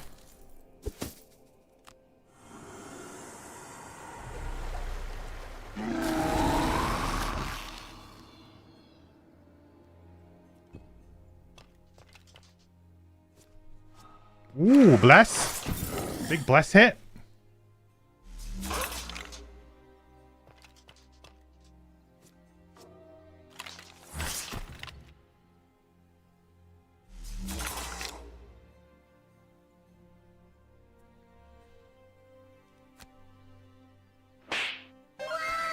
Wow.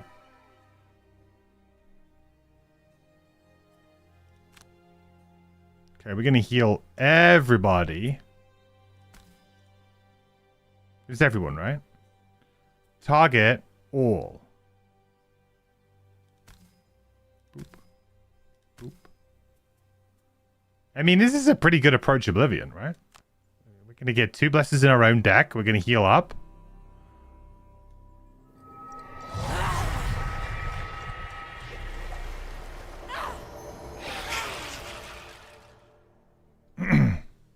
Hey Ken, how's it going, buddy?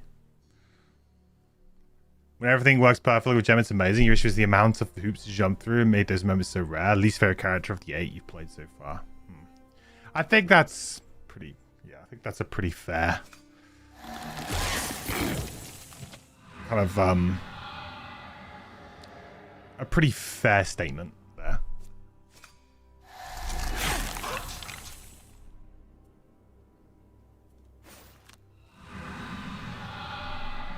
Use it. Chances are they're going to die on the next hit. We're going to skip so we don't trigger the fragile. We're going to get that gone, I think. Short rest, long rest here. It's probably going to be a short rest, really, isn't it? Unless we can change something drastically here.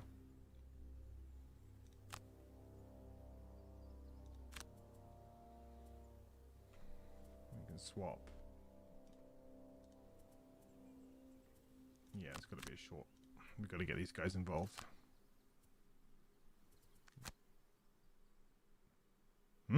Why did that... Whoa, whoa, whoa. Oh! Is that the patch? Oh, the patch. I know they were talking about changing short rests so that essentially if you're playing single player it can just happen immediately. That's kind of interesting that it did just go straight off.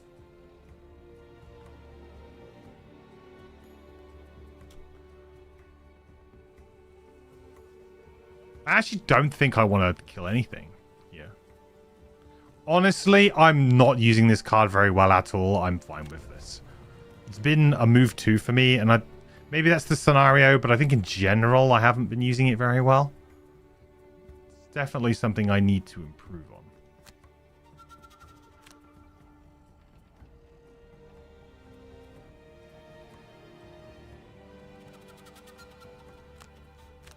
Exploding corpse could work quite well. Ugh.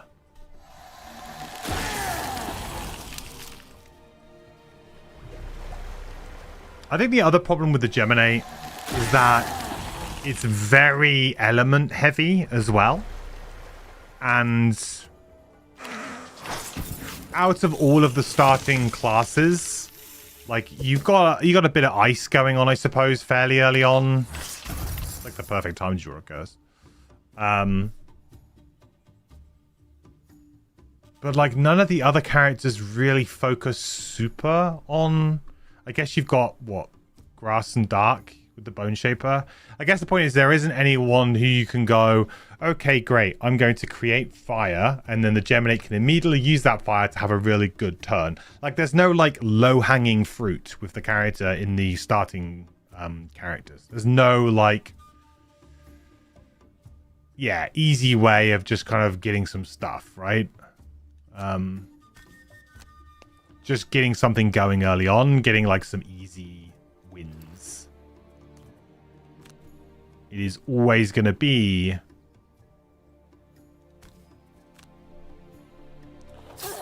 awkward to kind of get that 1 or 2 XP from burning a big card by consuming the element as well. Okay, well, we're definitely doing the Sanctuary now. Hallelujah. Doesn't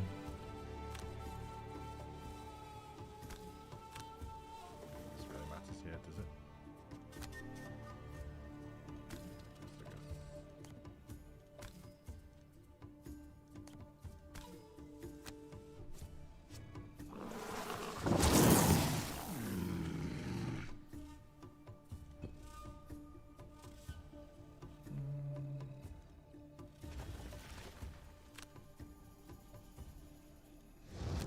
If it's fire or like, and the other thing is that like the amount of elements is weird too, right? The Geminate, you kind of have that feeling of, okay, I know I should burn an element, but I just don't know which one. Which is also like a super, you know, I need to create an element, sorry, but I don't know which one when. There's so much interplay between what they're doing.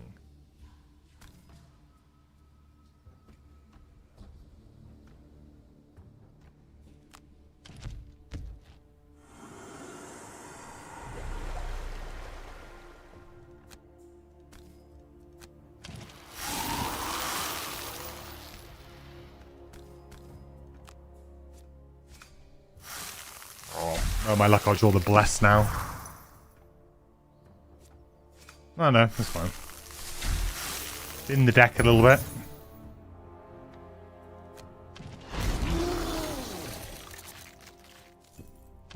I think the most fun initial combo with the Geminate was the Blink Blade Bleed build. Like, doing that big bleed and then getting the Geminate, the Blink Blade to trigger all of the bleed. That was super cool. So that is definitely one like kind of early combo which is very powerful and actually not too hard to pull off. But it, again, there are certain scenarios where that just like is really good, works really well, and others it just does not. Remedy's pretty good. I've just realized that we are kind of running a little bit thin here, huh? We're going to be discarding some skeletons, potentially. You play Gem out Blink Blades. I haven't seen that combo. Yeah, it's pretty good. You just use the, I don't think we have the card right now, but you have, like, the bottom ability on the Geminate that just adds bleeds to, like, everything within range 3 or something. So if you manage to get bleed on 4... 5 things in a room, and then you just use the Blink Blade's ability to just like do damage to everything with bleed. It's very cool.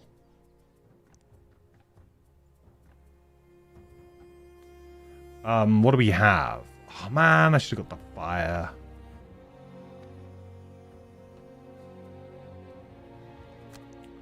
Okay, might just be like a stupid default attack 2 or something.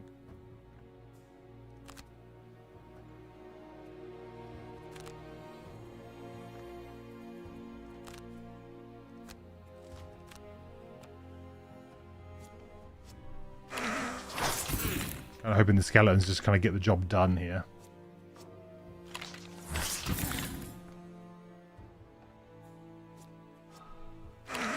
No! Not a time to draw a Bless, my guy. I mean, I guess we're always like doing small attacks like that.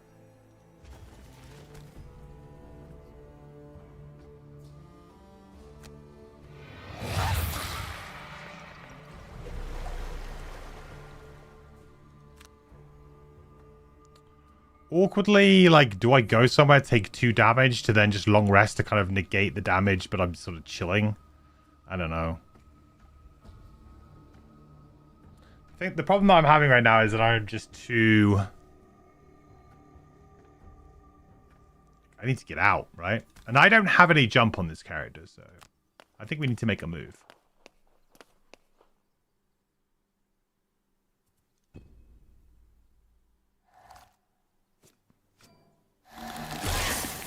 Guess we can always try and kill this, but probably not happening.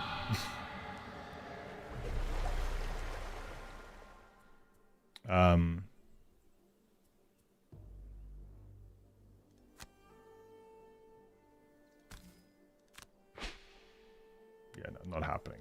We can get that loot and we'll just do this. Again, just try and get these guys moving in the right direction. What do we need? Discarded, discarded. Oh, are we on long rest anyway? No, we could well be on a long rest anyway. Okay, ice then. When you open the door, the snow puffs away. Oh, does it? When a horror opens... Oh, how happens if I read this scenario, huh? And here's me just killing it all.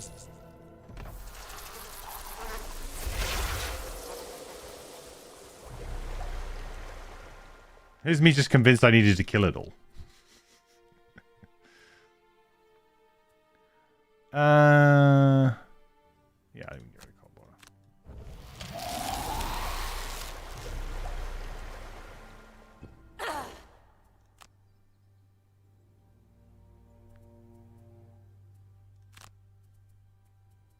I think I long rest, but I will be getting rid of some of these skillies after they've had a go. My long rest here anyway. So I guess what we want to do is we want to just deal with this, don't we, huh?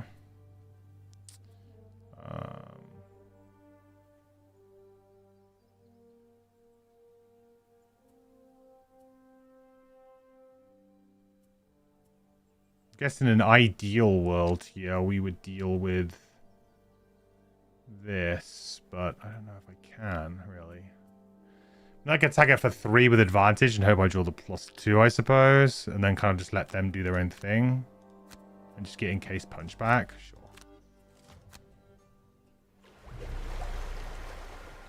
And not the best use of this, but...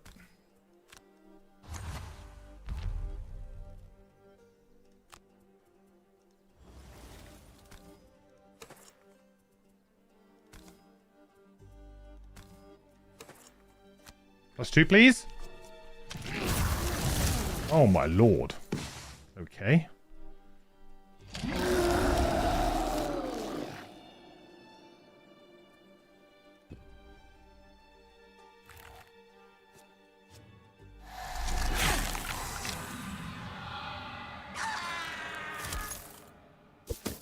Well, at least they're going to attack snowdrifts. Hopefully this one. No! No!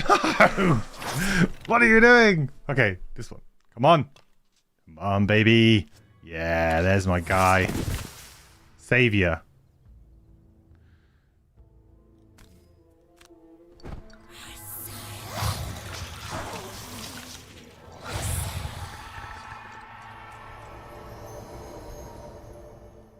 think I'm going to need to discard these anyway.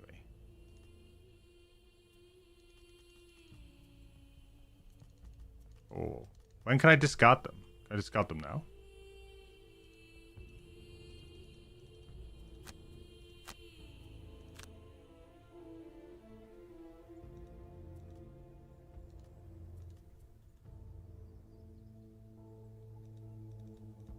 What? What? When do I get to discard them? Discard them, please? Did I have to do it before I take that turn?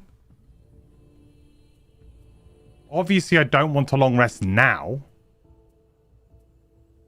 Like... Huh? Right, undo. When's the window for doing this? Right, obviously I want them to do their thing.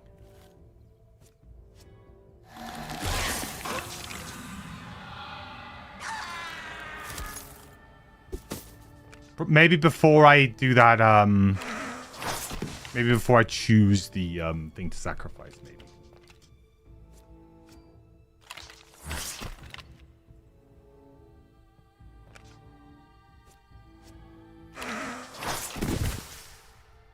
Okay, so before that goes off, we deactivate, right?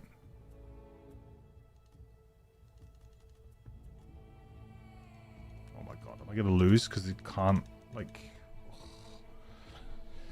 Am I gonna lose because I can't do this?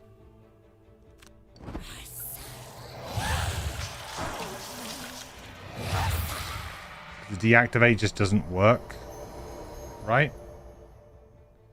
Deactivate, deactivate.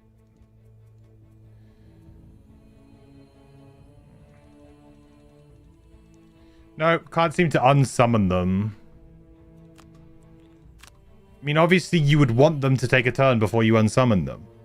That needs to be fixed. You need to be able to deactivate the summons here. Now, I don't know if that's because of that ability that's caused that bug, but you absolutely need to be able to deactivate a summon here before you click this. Because now I'm kind of screwed.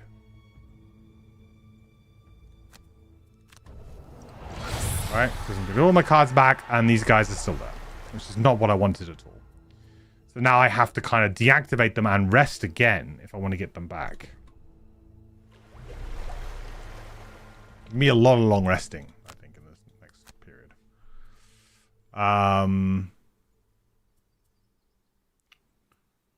Do you know what would be really cool here as well? Is if these would, like, separate a little bit more. So we've got 1, 2, 3, 4. 1, 2, 3, 4. So 5 technically. So I guess we want to get rid of one of these. Hornet Stingers is an interesting one. I guess you would say that Carapace is probably pretty meh.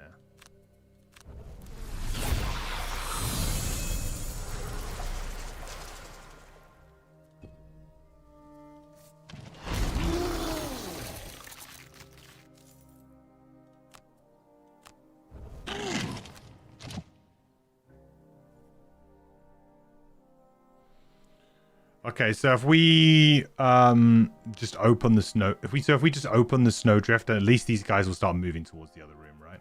So we should open here. Probably just shard launch is easier. Then we go after 19. We'll go there. And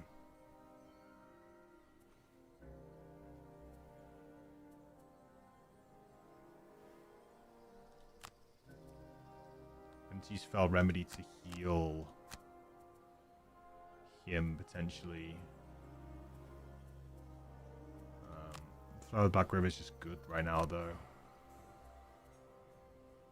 So I guess we can do Fell Remedy top and either Grave Digging bottom or Dark Tidings. Let's do that, shall we? Probably want to be in ranged, yeah. Just that we actually have a shot at something.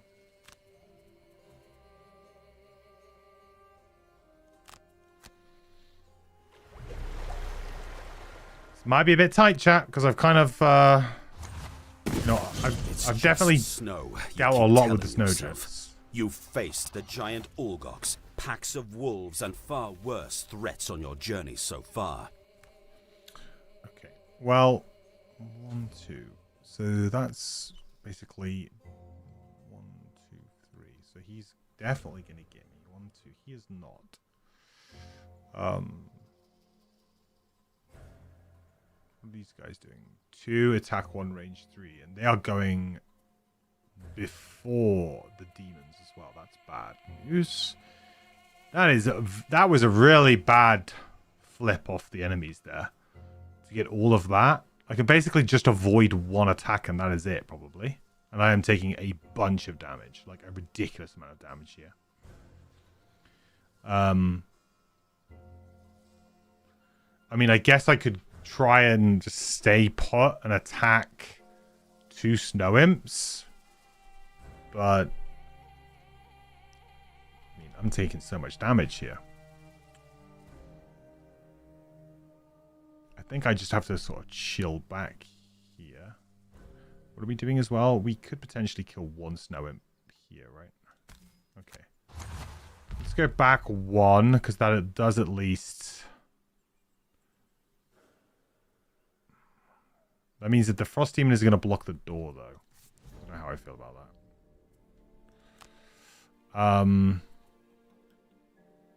We're going to have to go against the Snowdrifts. No other choice, really. Okay. Ice. Ice, ice, ice, ice, ice. Ice in the door could be good.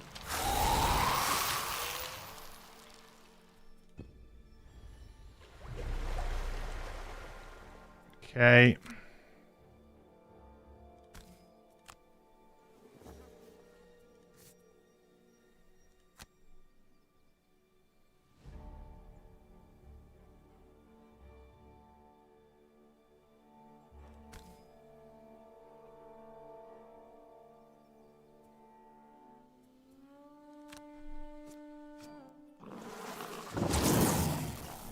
Not that. I mean, that's kind of whatever, really.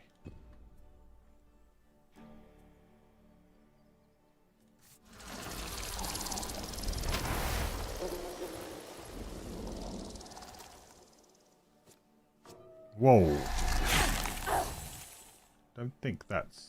I suppose it's the LOS, right? I mean, maybe we'll be okay here, because maybe we'll sort of trade blows a little bit.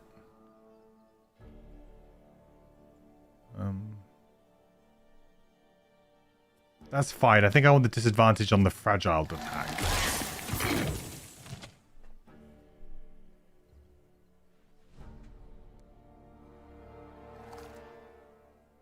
So again, not on this, because it's an attack 1, because this guy is going to attack me for... for 3, so I'm definitely going to want it.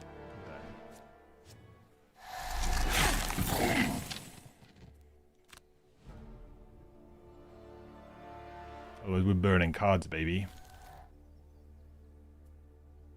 Okay. I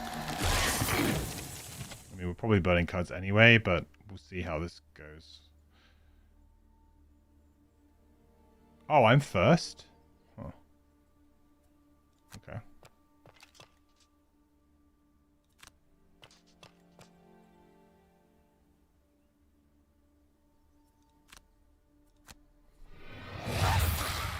That works out well.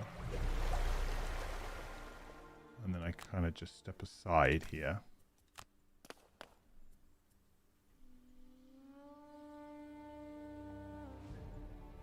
I guess I could block the door, actually, couldn't I, right now? Oh, no, if I block the door, then the Frost Demon will attack me.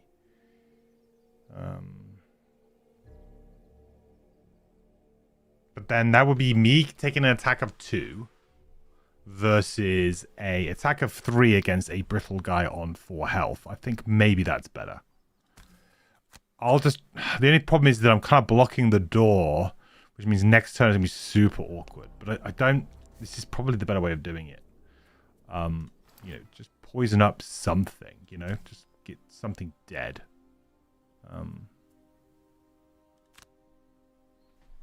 Start actually using my abilities.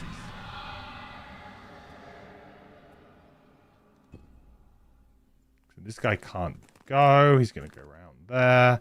This one can get me. Yeah. That works out well. Because that would have been an attack of 3. That would have been 6 damage.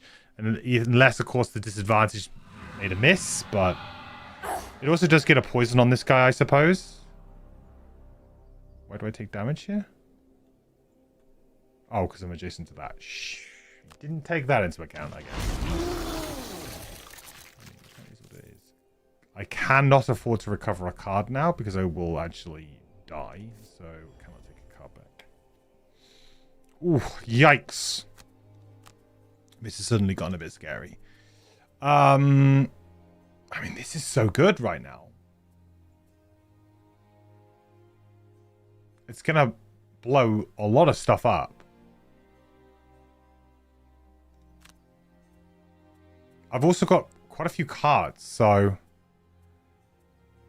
I could use like drag down to just disarm, right? Maybe that would be quite good. Do I kind of go for a bit of a Hail Mary type play? And Hornet Sting is a bunch of stuff. I mean, I don't hate it.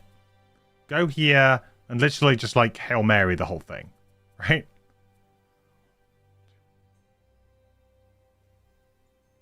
Do I have boots? I can't remember if I have boots or not. No, I do not. 1, 2, 3. Yeah, I'd have to basically just go this. We'd have to swap, which means that I have to go after 30. So I can go 34. Kind of have to hope for a good draw here, I think, chat. And I think I want to go quite late here. Good flip, good flip, good flip. Terrible flip. Although they aren't doing anything, really. So maybe that's fine. I guess the immobilized might be a bit of a problem. I think... yeah, the immobilized is a problem. The immobilized.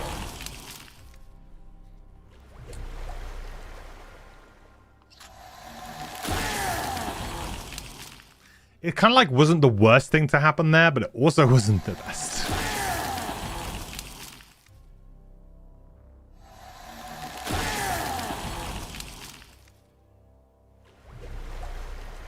Them healing up kind of sucks because, of course, I'm trying to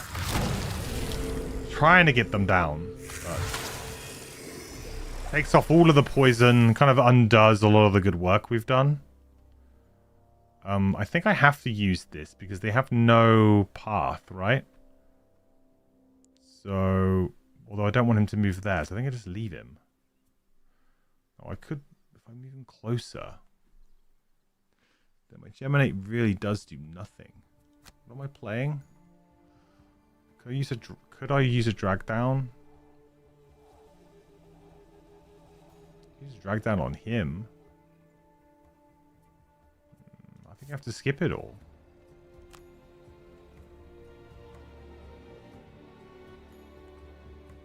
I mean, again, I'm fine if he moves here, but if he moves anywhere else, it's a bit of a problem. I think we skip.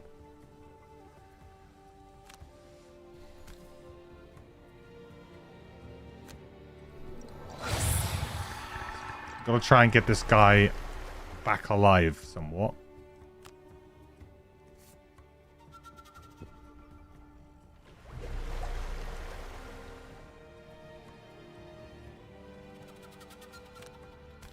Now I think we're just on the drag down plan.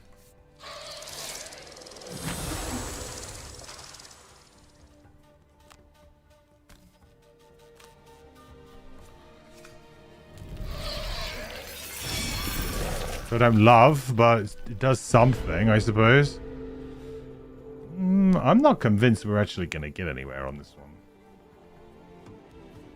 I am actually quite concerned that we are going to lose this scenario.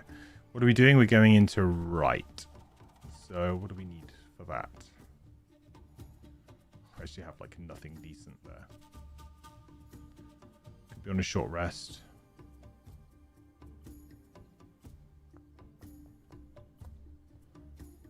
I don't really care about air, I guess.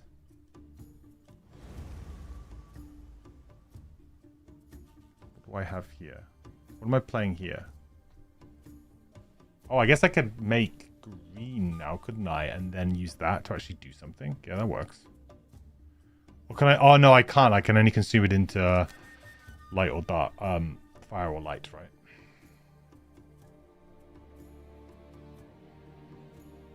Do I not have my crown then? No. Waste. I guess they don't like fire very much. Can do damage to them. Oh, there's 2 loot bags here as well. I guess we're done with our, kind of done with that, quest, huh? Yeah. Didn't even clock that one.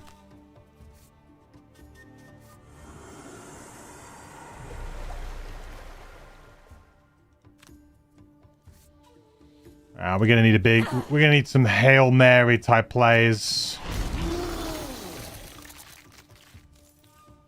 Again, I mean, I just don't do this and I just short rest, right?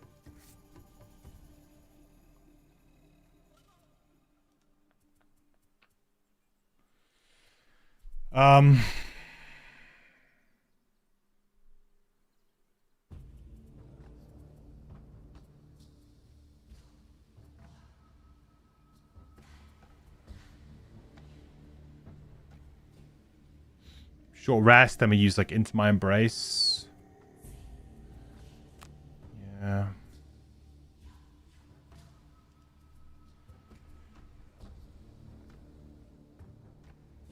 Yeah, like, kind of want a short rest here. But I need to move. I'm in a very bad position here. I have 2 summons up, so Flow of the Black River would be fine.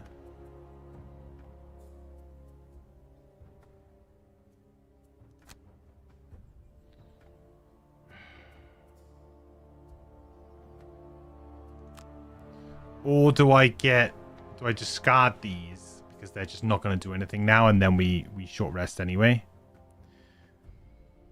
That might be the play.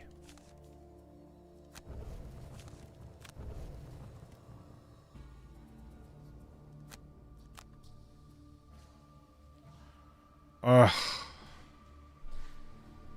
Need it for the battle goal. I might just have to throw the battle goal away. I mean, it's useful, but it's... That's tough.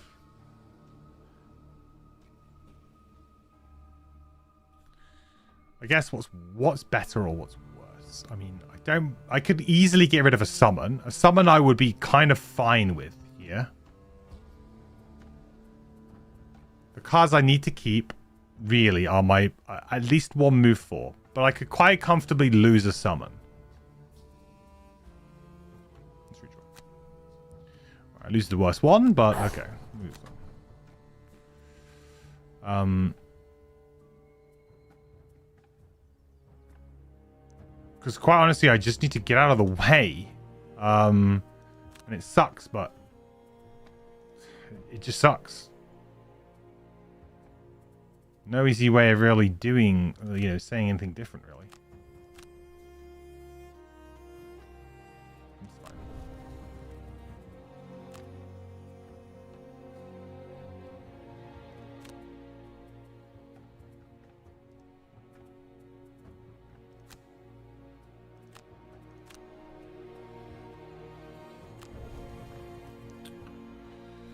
Oh, I don't like it, chat. Like it at all. I think we're in trouble. I think I got a little bit greedy with like the snowdrift stuff. I was basically playing very slow, and I think that's what's killed me here. I have played very, very slow. Ultimately, that is what is going to have done me in, I think. It's unfortunate, but I think that's going to be the case. Because I mean, I can try and find a way through and just run. Hi, MQ. That is possible, but it's going to be really... I mean... I guess I could do like a couple of like big disarms or something and then just run through. Try and like just use disarm and kind of get through and tank the worst of it. Hey, Green Freak. 50 months in a row, buddy. Thank you so much for your Prime Gaming sub, buddy, all this time. I really appreciate it. The quest continues, my friend. I hope you're doing well. I am trying to figure this out. I think it's doable if we can get like the disarms off. And the disarms are going to be tricky to get off. Because essentially I'm going to need to use like Lacerating Eruption to make the ice. So on this next turn, probably just need to do something like a Piercing Pummel. Then we need to use Encased Punch, Crushing Crystals to get the disarm off on 2 things. I don't know. We might need a little bit of luck with the draws as well. I mean, this is not lucky. We need to get the these guys dead as soon as possible, really. But it's not good that I'm kind of having to go backwards. That really is not good.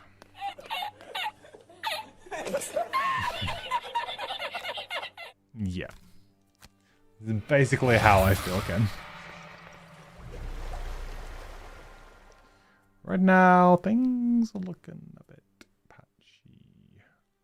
Who wants to take the tanking duties here?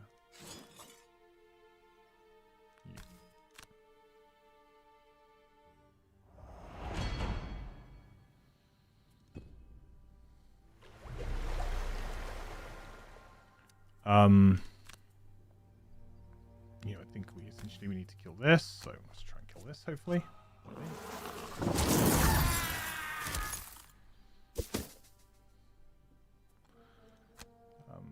And then, you know, in theory, can I like kind of split the damage up a little bit by just sort of like moving up here? I'm kind of aware that 1, 2, 3, 4, like he's comfortably gonna get there. This guy is immobilized though, so that's kind of handy.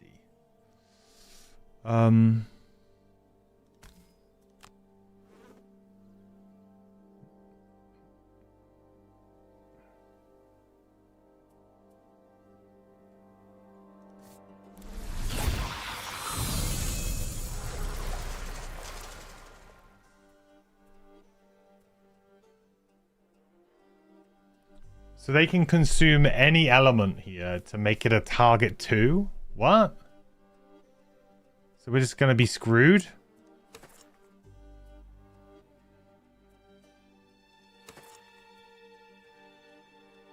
I think we're just screwed by that. So I probably shouldn't have changed the element last time. Wow. Okay, well.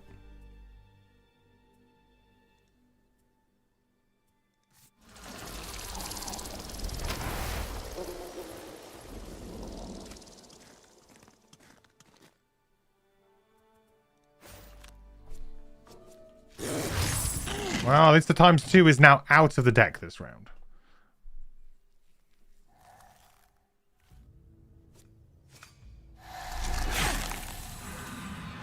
What? Why? Why would you...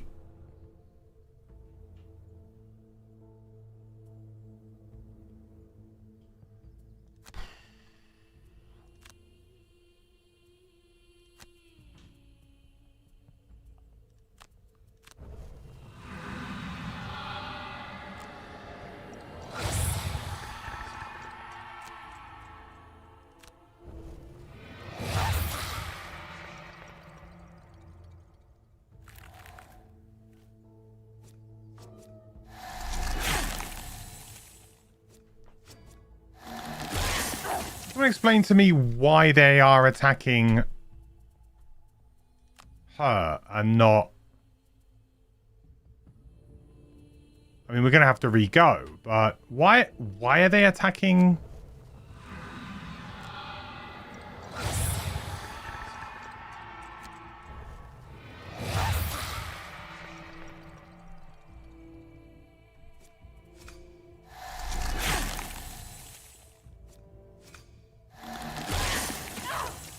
Oh, because the 18? Oh, that was stupid of me. That will be because of the 18 then.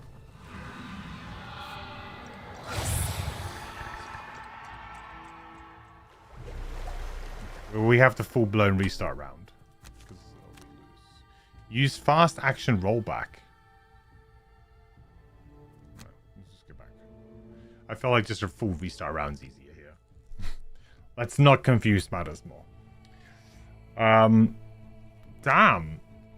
Not doing so hot.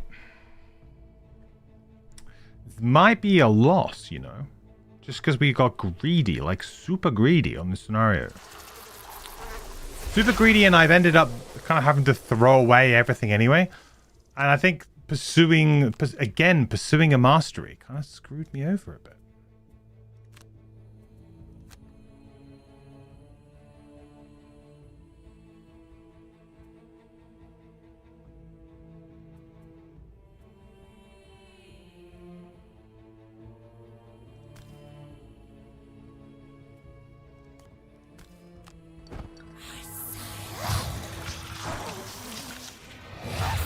I guess I could maybe leave one summon up. That randomly upset the RNG there too. I have no idea why, but it did. And then it kind of means that I can do this now, which is interesting. Huh. Kind of like upset the RNG. How bizarre.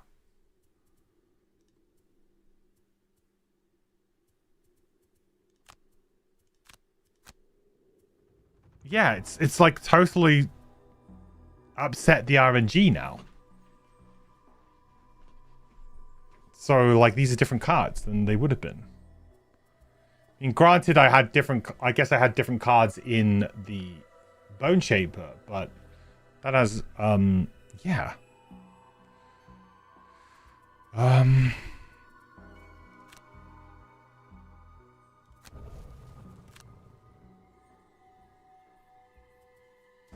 How strange.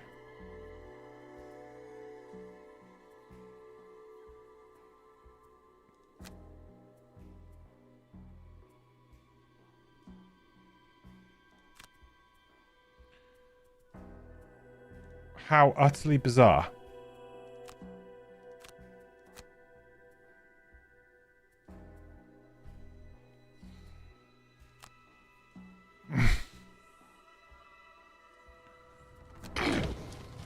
Well, I guess we're fighting our way through then, huh? I mean, I do have something like Piercing Pommel, right? That can actually do quite a lot of work.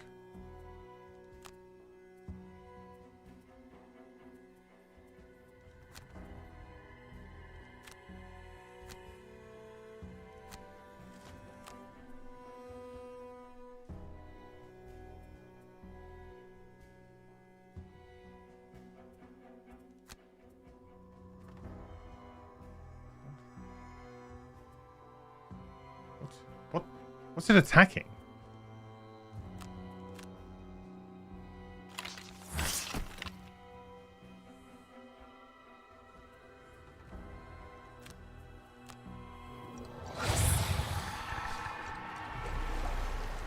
God, this is confusing now. I have no idea what's going on. You got all the bugs today, I guess.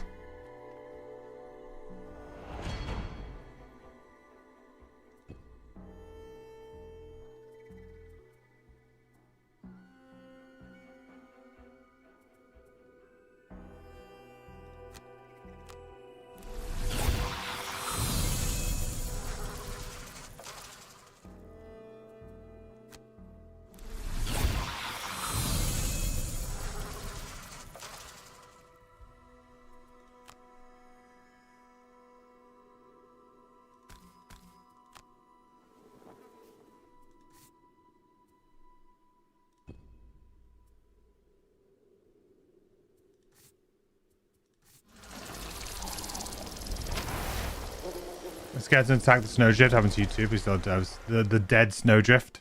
Yeah. The very dead snowdrift. Oh,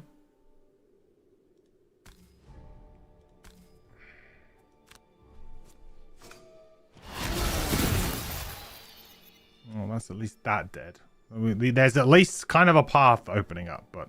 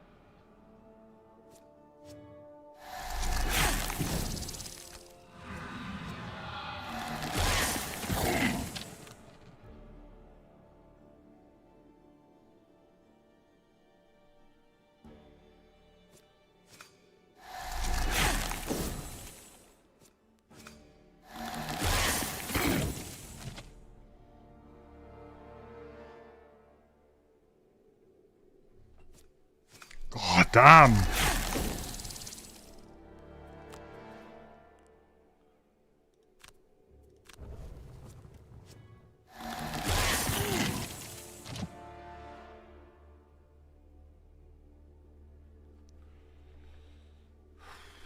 I like the way that it consumed the ice as well. It didn't consume the fire.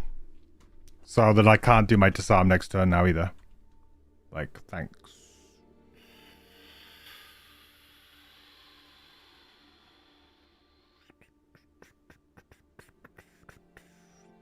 Do I want to recover a card or not is the question here.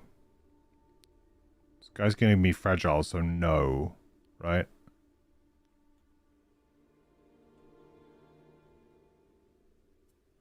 Ah, it might just be over, you know. Jesus. Tough times.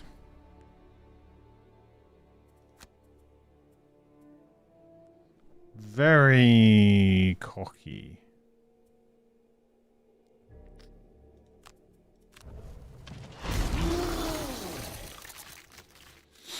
I can't afford to recover a card. I'm going to have to short rest and then I'm just dead, right? I'm going to have to do short rest, move once. Or I take 4 damage, go to 1, recover, then go for like piercing pommel into shard launch and just sort of hope for the best. But then I'm burning a card to do that.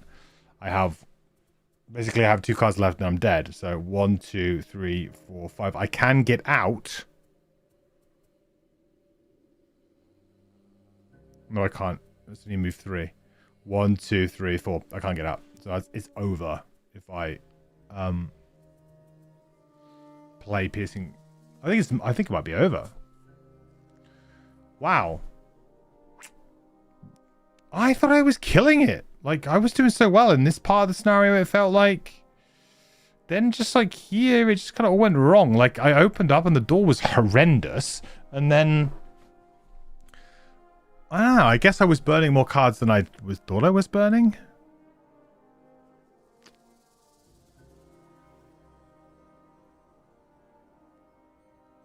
Didn't feel that way, though. But I guess it just all kind of came to a head. I think a lot of that might be because I didn't actually have as... Like, my summons were not dying. My summons were just kind of, like, living and kind of...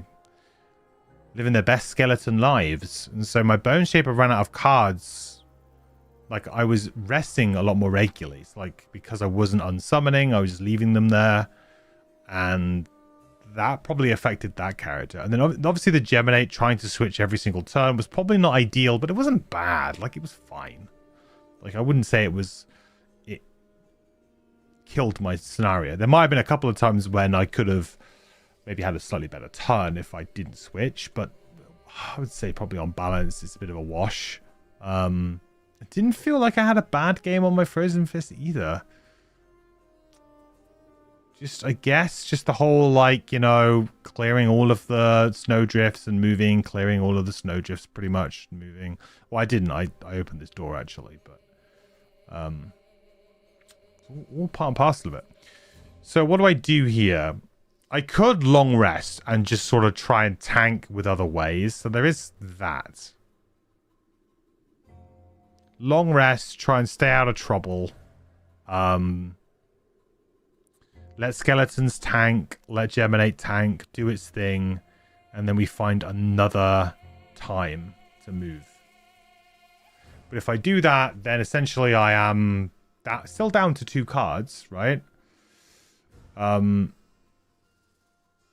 think I need to take damage here to recover a card to be able to go 1 round, then long rest, then be able to get 2 turns. I need 2 turns. I can't do it in 1 turn. I need to do it in 2. So therefore, I have to recover a card. I guess I'll recover Shard Launch because it's probably the card that will actually maybe do something for me. I guess the other option would be to use...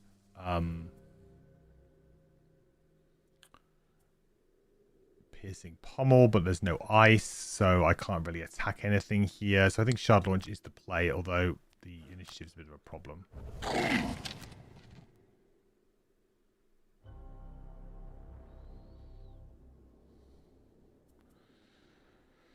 So here we are again. Obviously we want to fell remedy and move. We need to start moving. Right, Gemini, you need to like pull something out of the bag here, man. I mean, Hornet Stingers is pretty good. And then maybe like a big drag down to just disarm a few key things. The double burn. And then we kind of move towards getting out.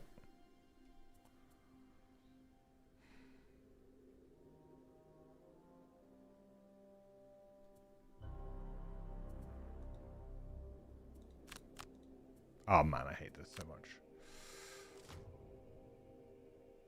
They're not targeting 2 or anything. Okay, well they're not targeting 2, at least. Whoa, come on now. What the hell is this pattern? What the frick is going on? Huh? What? What is this pattern?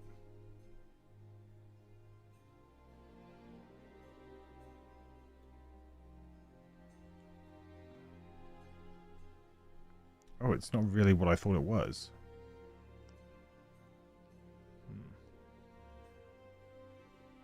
What are these guys doing? They're doing...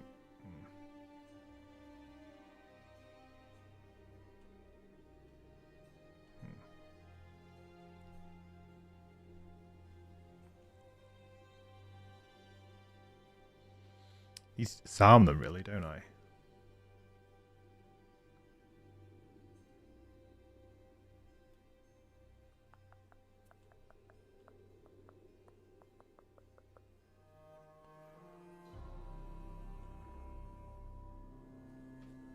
So I guess the play would be to like go here and do, or here,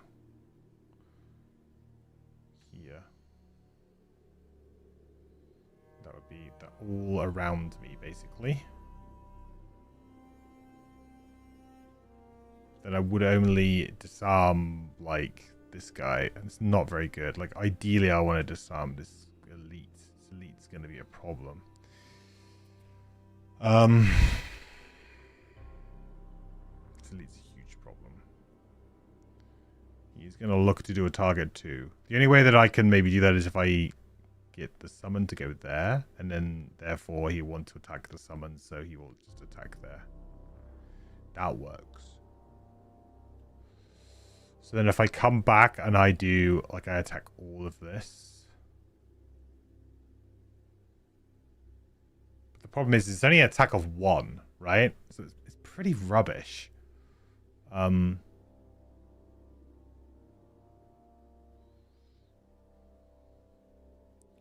I go here, I can attack this, this, and this. Right? Because it would be 2 in front of me. And I can disarm this guy. It doesn't get me there, but it kind of gets... And then I end up tanking this. And potentially this, maybe. Okay. So if we go here, I think, yeah. Disarm you.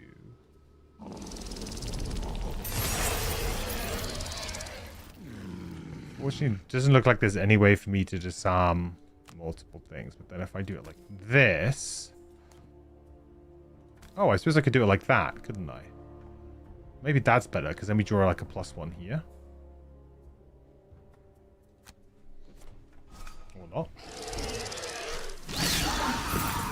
Draw like ×2 on like the worst things possible.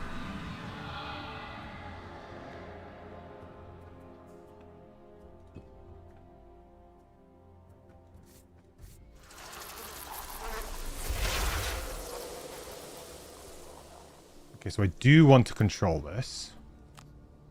Because I want to make sure that he goes here. And I guess I skip. I skip this attack on the basis that it will trigger or retaliate. He has retaliate too, so with the brittle it would kill him. So we don't attack, we just want him to soak some damage here. We can heal here. Get rid of that poison at least. Honestly, I think I just go and get this loot, because I think this scenario is probably over anyway, and we'll probably just go straight back to Frosthaven, so let's... You know. Oh, perfect. Let's pick up some loot, you know? Oh, yeah, now it... Yeah, now we're probably screwed. What was that?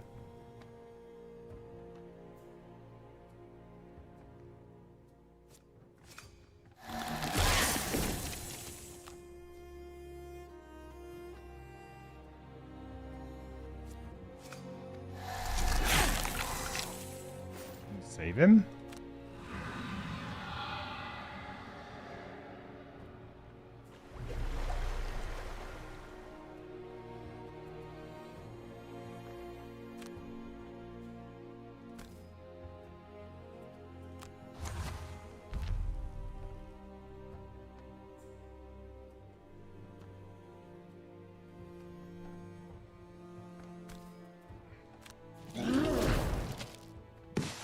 Yeah, just so that we can maybe try to avoid the I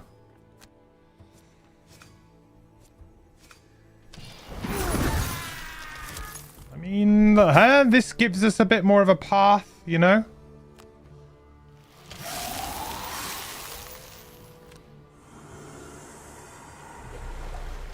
I am honestly clutching at straws here. Like, so bad right now.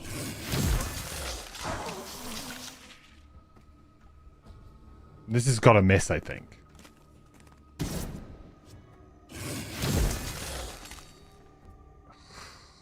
Yeah, we're over. We're done.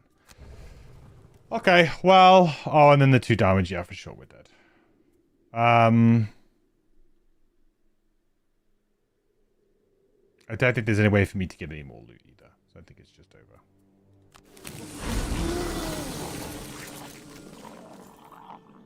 Tough scenario, I think.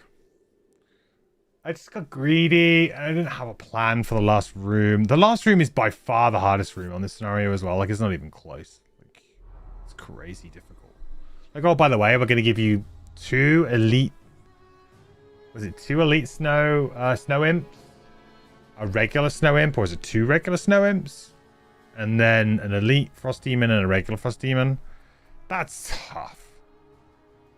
I mean, yes, you can just run out if you have the right cards. And I didn't, to be fair, I didn't change my starting setup. Like, if I put a couple of more jump cards in there, maybe we could have just run. I think it's possible. Take some damage, just burn some cards and run. But, yeah. I mean, I'm not, like, too bothered by this because, again, we're going to keep the loot. We're still moving towards what we wanted to do, which was just improve the outpost. So... Hey, Iron Mine.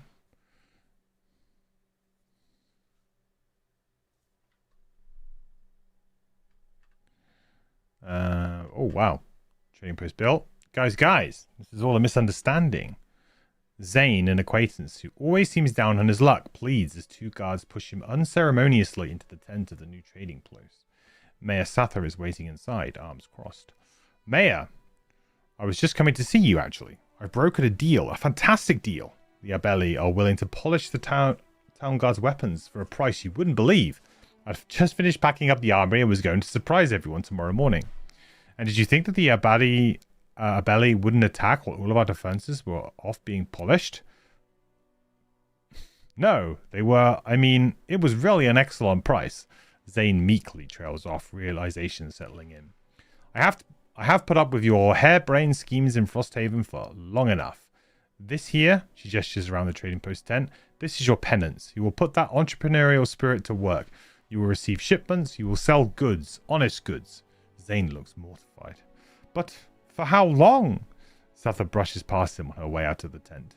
Until I say otherwise, and if you screw this up, I'm marching you out of Frosthaven myself.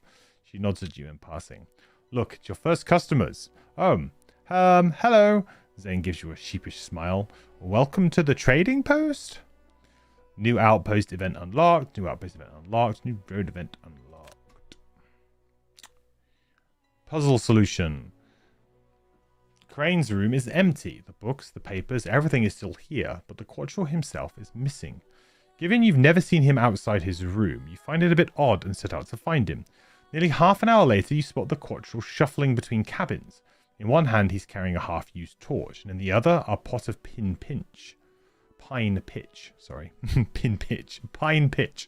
As you approach, you notice he's shaking his head and talking, as if stuck in an argument with himself. It isn't until you're a few feet away that he notices you. Aha, he says, a bit surprised. It's nice to see you again, and what's that? You hand him your notes on the diagram and explain what happened in the spire, but the Quattrel seems distracted. Yes, it's troubling. Good work, but troubling. He pockets the note. Listen, I have some news as well, but I'm in the middle of an experiment, so you'll have to walk with me while I explain. The Quattrel starts moving without waiting for a response. The book, Project Source, he rattles on, gesturing with his charred stick. I've made some more progress with the translation, but in order to move any further, I need to verify some of the findings. The two of you snake between cabins, and Crane pauses to sift through a pile of junk, pulling from it a piece of ruined cloth, which he wraps around the used torch. Satisfied, he keeps moving. According to the notes, the researchers concluded the energy source at the spire was too dangerous to work with, and so it was ultimately abandoned. A very grim account, I assure you. Although it sounds like you know exactly what they mean. He stops at a section of the palisade wall, and using a metal spoon scrapes out a bit of clay from between the logs. He crumbles the clay into his pitch pot and keeps walking. But their account did help me crack one of their thornier words in their dialect. Death. It would seem these researchers were very interested in the concept. After the incident at the Spire complex, they went on to investigate a new location, one they only refer to as the Death Site.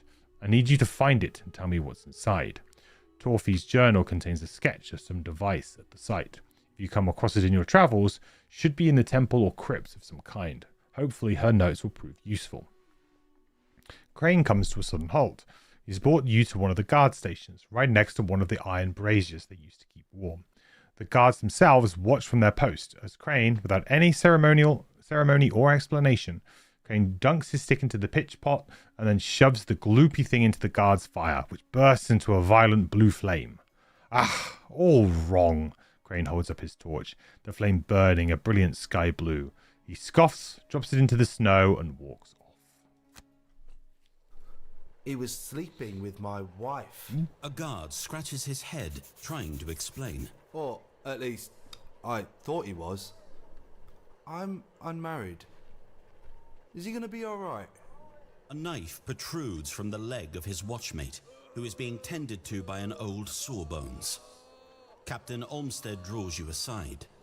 That's the third random guard-on-guard attack this week.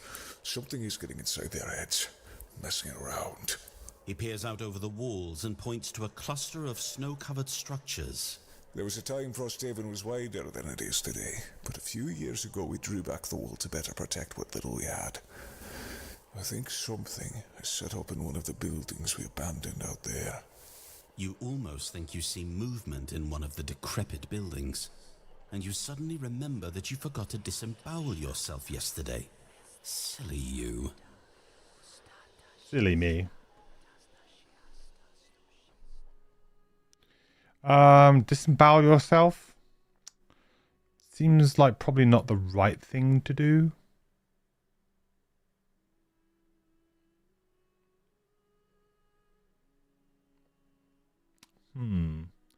I think we probably don't want to do that. You push the evil drive from your head, then concentrate on extending your safer thoughts to your allies, ushering them down the stairs and inside the safety of the wall.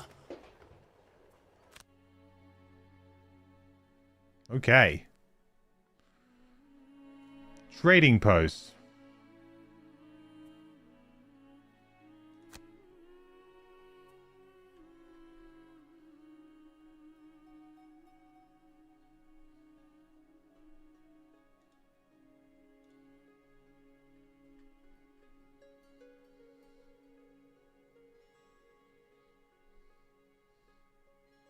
I'm a bit confused. Are they supposed to not have the merchant, right? Now that you have the trading post? Is the merchant not supposed to be a thing?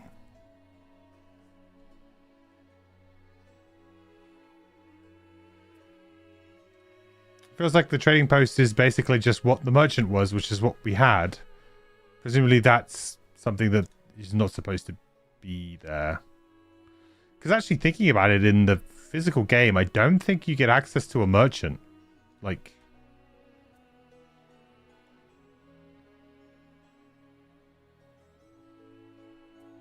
I wonder if that's something that they've just put in because it's maybe easier to sell items for them people to be able to buy them, or some kind of small change they made there.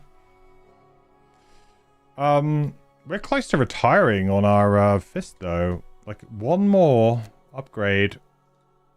It is done.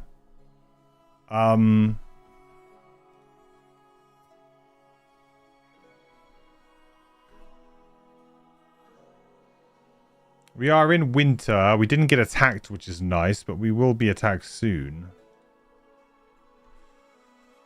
We could always just upgrade the camps, but I mean, quite honestly, is that really useful?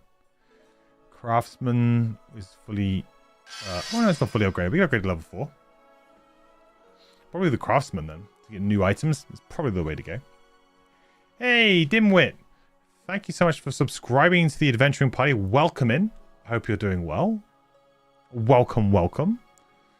Thank you so much for using your Amazon Prime sub here. I really appreciate it. Sending over the Bezos bucks. Thank you, dude. Hope you're doing well. Hey, Wolfire. How's it going, buddy?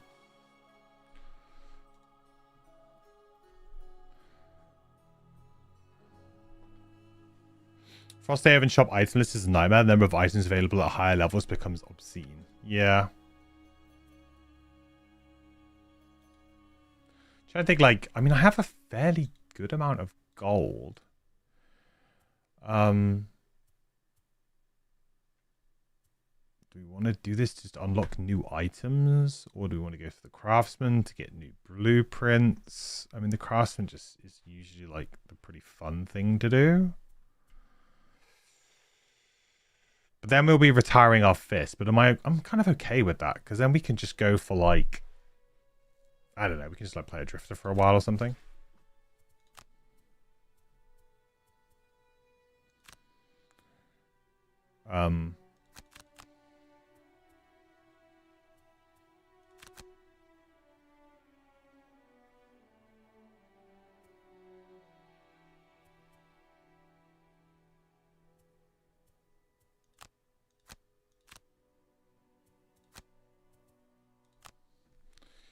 Having said that though, surely I've got this now, right?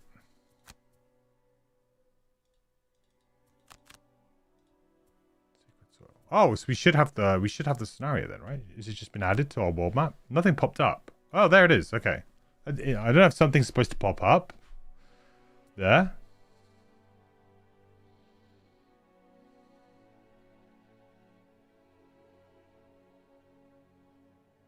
What? Requires completing Raven's Roost. Oh, shoot. I need to do Raven's Roost first? Are you kidding me? So I need to go through all of that? I need to do all of the Edge of the World stuff first? Ugh. Totally forgot about that. Ugh.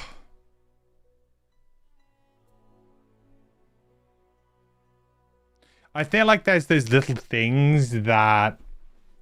I will say that I found that quite frustrating in Frosthaven in my physical playthrough, so I don't know if there's many ways the dev's going to really improve on it.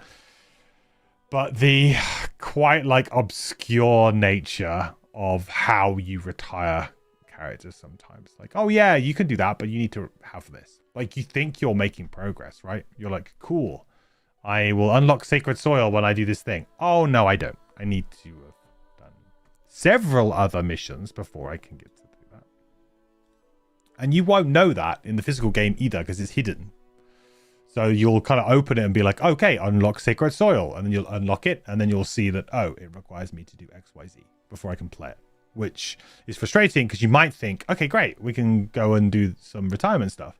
But then you realize that actually you are maybe several more missions away from even being able to do that mission. And then let me tell you, Sacred Soil, there's another mission after that. So I think there might even be another one after that. And that only unlocks after a certain amount of time, unless they've changed it in digital. So that is a frustrating part of Frosthaven for sure. Hey, Gem. How you doing? There's one thing that I think I would loved them to have changed is or something they can add is some kind of like, it's kind of like the campaign tracker in physical a little bit, but maybe be a bit more like be a bit more forthcoming with some of the information. Because I feel like this kind of thing can be a little bit frustrating when you're kind of like, okay, well, what do I want to do? Okay, I want to retire. Okay, great. Go and do this. And then you realize, oh, I can't do this mission. I need to do Raven's Roost. Okay, well, where's Raven's Roost? I don't even know where Raven's Roost is on this right now. Again, this is, this is an open beta, right? So that, they might be already thinking about this. They might have already stuff planned. But at the moment, it says, okay, completing Raven's Roost. Where is that mission? Now, I know that you need to do Edge of the World, and then you can kind of you get to Raven's Roost this way. But you do need to complete this and one more, and then Raven's Roost. So that's 3 missions plus... what is it? That's 3 missions. Then we head to Sacred Soil. Then we do... I think at least one more mission. It might even be 2, and those are supposed to not unlock immediately either. So yeah, I feel like something that the devs might be able to do is kind of make this all a little bit more. I mean, you don't want to have all of the missions on the map because it's kind of cool to be like, oh, there's a new mission and it's over here. Okay, because I like the secret part of adding the stickers, sort of like the board games. Oh, you reveal a little part of the board. Great, and you get to do that. That is fun. But I don't think having this being so obscure, just like the board game, is the way to go. So I hope they have they think about that. Because also there is a little bit of a, I think there can be quite often a nice kind of a satisfying moment when, let's say I have, I can see that there's a list of, so again, you don't have to say too much about the quests. You can just kind of have something that you pop out here, and it basically says, okay, if you're going to go to do Edge of the World, that links to this name scenario, links to this name scenario, links to this name scenario. So you click it here or something. I don't know. Some way of doing that. And also it can tell you if you need a specific gear in order to do that as well. And I think that's just a good thing because it's quite satisfying when you go, okay, we want to go do Edge of the World, and we know that after Edge of the World unlocks a mission that requires climbing gear. Okay, great. Then what we'll do on our Outpost phase is we'll build the climbing gear. So then we'll go to Edge of the World, we'll come back, the climbing gear will be made, so then we can immediately go on the next mission after that. And that's kind of fun, to kind of stack that stuff up. With experience, you can kind of get that, but again, I think one of the things that Frosthaven has working against it compared to Gloomhaven is that it's such a long game that I don't think lots of people replay it loads and loads and loads and loads. So finding those kind of optimal routes through it is really the hardcore people who will do that. The hardcore fans. Yeah, so I just think it would be a nice, it would be a nice touch, I think.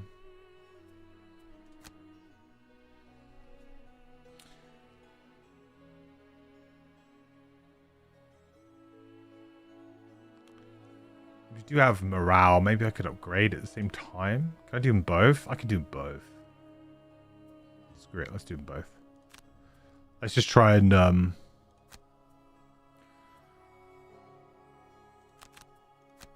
let's just try and really get this going, shall we?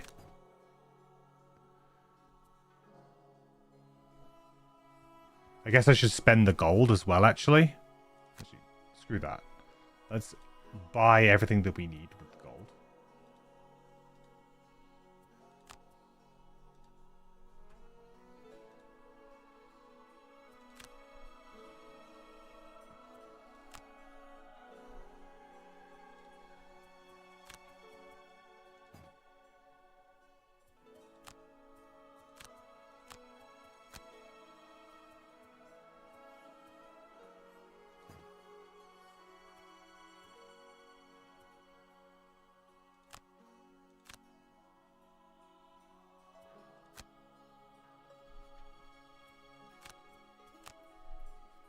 Perfect. So the next time we will have 2 things built. We will have a retirement.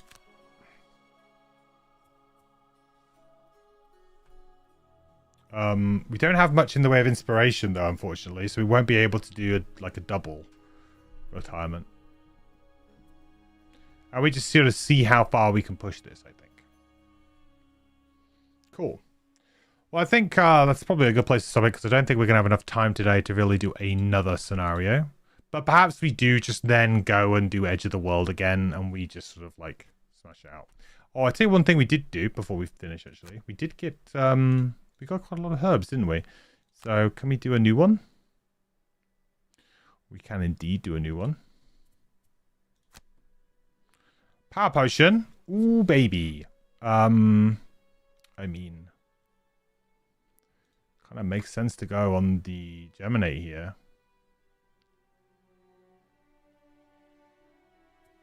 We do have a couple of very big AoEs.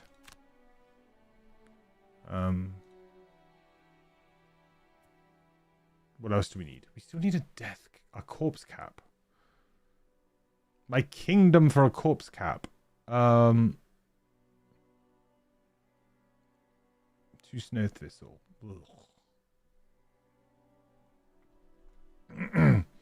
Do we have any info on the order of the unlockable class for digital yet? Just turned into the end. Sorry, Chief. Yes, we kind of do. So, we kind of do. I don't think they've actually explicitly said anywhere, but it is likely that it is going to be, trap is going to be one of them. And I think we've also maybe worked out that it might be like, I think it might be Meteor, maybe, but the idea is they want to do, I think, 2 new classes every 3 months, or at least 2. And Trap is definitely going to be in the first run. I know that one for sure. And then I think we speculated that the other one would potentially be Meteor. I think, generally speaking, most of the speculation has been around, like, okay, which are the ones that unlock kind of first or early, because the devs have said they're trying to kind of build out the story, and they kind of want it to play along like a narrative, right? So they kind of want to fill out the early game first, then the middle part, then the end game.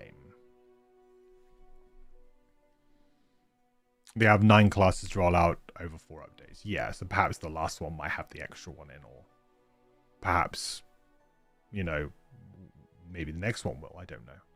I don't know how close Trap is to being ready. Yeah, I guess we'll see. And I imagine there'll also be a time when perhaps they'll be like, we need to maybe do, because also they're going to be doing in those updates more missions, right? More scenarios and potentially some more stuff to do with the Outpost. So think of it like every 3 months there's going to be content drops, but there will be patches for bugs all the time. And quality of life stuff all the time. So we'll see. But I think yeah, Trap definitely. And I think, yeah, we're kind of thinking it might be Meteor, but we will see.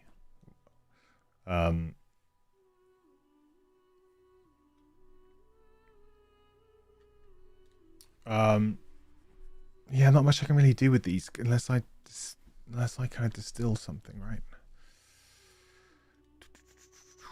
What does that give me?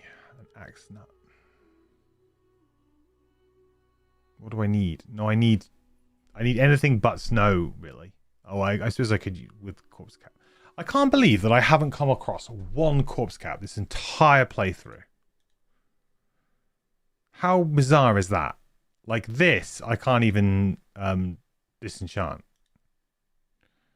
Because it was like an item that we found. What do they call it? Decompose. I don't know why they call it decompose. Should be just distilling, right? But hey ho.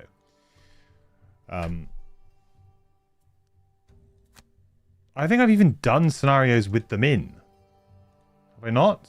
Oh, there was only one in Heart of Ice. That's pretty tough to get. One. Yeah, one.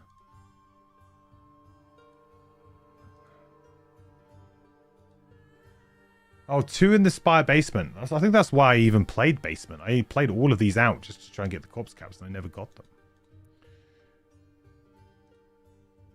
To be fair, I guess you'd just play Basement and just sort of like, you know, try and grind it out.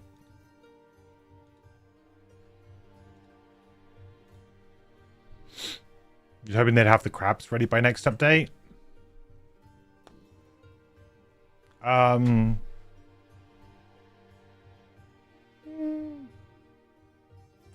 I mean, they're fairly... Wow. You want all of the crabs or just one of the crabs? Because I feel like one of them... I can't remember the class icon, but the one I played... I don't know why I can't remember the class icon. I feel like that one is... like pretty simple mechanic, really. Like it's kind of like a mechanic that's kind of like similar to other mechanics already in the game. Both in scenario 14 give you the option to choose which one you want. Oh, okay, yeah. Then I guess you kind of have to make you have to have them both, right? You'd have to do them both at once. Maybe that would be part of like the 3 classes then, because you'd have maybe. You know, I mean, that's possible. But maybe you would have Trap plus those 2. Like, that would kind of make sense. That would be a good way to add 3. Because Trap was, from my understanding, Trap was pretty close to being done at launch. But they didn't add it because it was just like, okay, we haven't done enough testing or whatever. I think that they felt pretty confident about Trap early on. Like they've kind of been tactically holding things back because, you know, maybe because of bugs and just stuff like that. I think they have been kind of like, we want to make sure that it's right and we want to do it at the right time and what have you. So and I think Trap was one of those ones that was probably on the verge of being ready initially. They probably were pushing for it and just didn't quite get it to where it wanted to be for the time frame. So we're like, okay, no worries, like we'll push it back. Trap is also one that requires like focus to be absolutely like spot on, right? Like, and at the moment, focus has been a bit odd. I have noticed some focus bugs. Not many, to be fair, but there is the odd 1 or 2. And of course, like that kind of thing can play havoc with that class. So, you know, maybe they also tactically were like, let's see how the AI focus and stuff is holding up. Fix that, you know, make sure that that's working well before we do it too. Meteor and Shackles together makes sense. You've had a lot of campaigns that locks them together roughly around the same time. Yep. Playing Gloomhaven Jaws of the Lion with girlfriend, but not sure she likes it. Well, my plan is to try and play Gloomhaven 2nd edition with my girlfriend. She is not a board gamer. Although, to be fair, like, she has been incredibly, like, open. And, you know, she's trying to show an interest in my hobbies. And she's been great at learning stuff and taking stuff on board, you know. Couldn't ask for more. Obviously, the types of games we've been playing up to now, though, have been... We played a lot of cooperative games, you know, which which is great. I think cooperative games are always one of the best ways to introduce kind of non-gamers into gaming, like board gaming, because there's no pressure to get it right, because you can just help each other. Like, there's no pressure. You know, they don't need to learn all of the rules straight away, because you can kind of go, well, this is what we're trying to do, and I can help you on your turns and what have you. And so you can kind of like drip feed some of the rules a little bit too, and you can just kind of get into it. So we've had great success playing Flashpoint. We've had good success playing Pandemic, and we've also been playing escape room games. So like the Unlock escape room games have been great, and we've also done Micro Macro, quite a lot of the cases in that together as well. So all of that's kind of worked really well. Obviously, like, Haven game is a bit of a step up, because although it is a cooperative game, you have your own cards and you kind of like your own stuff going on. So it's kind of difficult for someone to like tell you exactly what to do. You know, I can't be like, oh, play that card and do this. I mean, you know, you could play open-handed, I suppose, but you know, there is an element of, no, you do need to have a bit better of an understanding of the game to stand on your own 2 feet a little bit. So we'll see how it goes. My plan is to kind of, we do play a few, like, we've played a few kind of like competitive games, a lot of like 2-player competitive games. So we played like Seven Wonders, well, the new Duel for Middle Earth, so Seven Wonders Duel, like the Lord of the Rings version. We playing that, Patchwork. What else have we played? 2-player games. Good. I've completely blanked. We've also played some other 2-player games. Like, I've completely blanked. Oh, we've also played quite a lot of like polyomino games. We played like Copenhagen and stuff like that. So, oh, King of Tokyo Duel. So I feel like those games, like, it's harder because it's competitive. So my next plan is to play a little bit more of a meaty Euro. Is my next plan. Like something that's a little bit of a step up, not a huge step up, just a little bit of a step up. Where you're gonna have to have a bit of a grasp on the rules, right? Because usually how I found it, like, because I have some friends who were never board gamers at all, like, and weren't even gamers really, and I kind of convinced them and got them into board games. And the way we did it is we just kind of like, we started with the gateway stuff, and you start with the gateway stuff, and then you start to see like patterns, right? And you're like, oh, okay, this game is a bit like this game. Because yeah, it is a bit like that game where you are drafting cards, but in this game you're also doing something else, like placing stuff on a board and area control. Okay, great. And then you start to learn. That's kind of like how like we played a bunch of Dominion, and then when we like, then was like, okay, we're gonna play Great Western Trail. It's like an easy transition because it's like, oh yeah, this is the deck building part. Okay, that's like half of the game that they know how to play. Like, you already know how to play half of that game. It's a deck builder game. Get good cards, put them in your deck, draw them into your hand. Great. And then the other part is like moving around. So yeah, I'm super looking forward to trying that. Do it. I mean, I either need to play Gloomhaven 2nd edition. I need to play it. So, and I would rather play it with her, you know, because then we can, you know, kind of make it like date time and have fun together playing it. Otherwise, if it doesn't jive, then I'm going to have to like spend solo time doing it, right? And that's kind of like the thing. Sounds good. Might have to see about Flashpoint. Flashpoint is a really good one because it's such a simple premise. Like, people just understand it. You just go, okay, there's a building on fire and we need to rescue as many people as possible. and put the fire out, and we need to rescue, you know, things like 8 people or something you need to rescue. And the game is super fast. Like, you literally just on your turn, you just do, I think it's like 3 or 4 actions. Do 4 actions, roll the dice, see what happens with the fire. Bad stuff happens, you go again. And you just go again and again and again. And then once you kind of get it down, like we played like 3 games back to back of it because it's so fast. You know, you play a game in like 20 minutes. And then once we played it like 3 times in a row, like, because we lost, and then eventually we won, just playing the basic version of the game.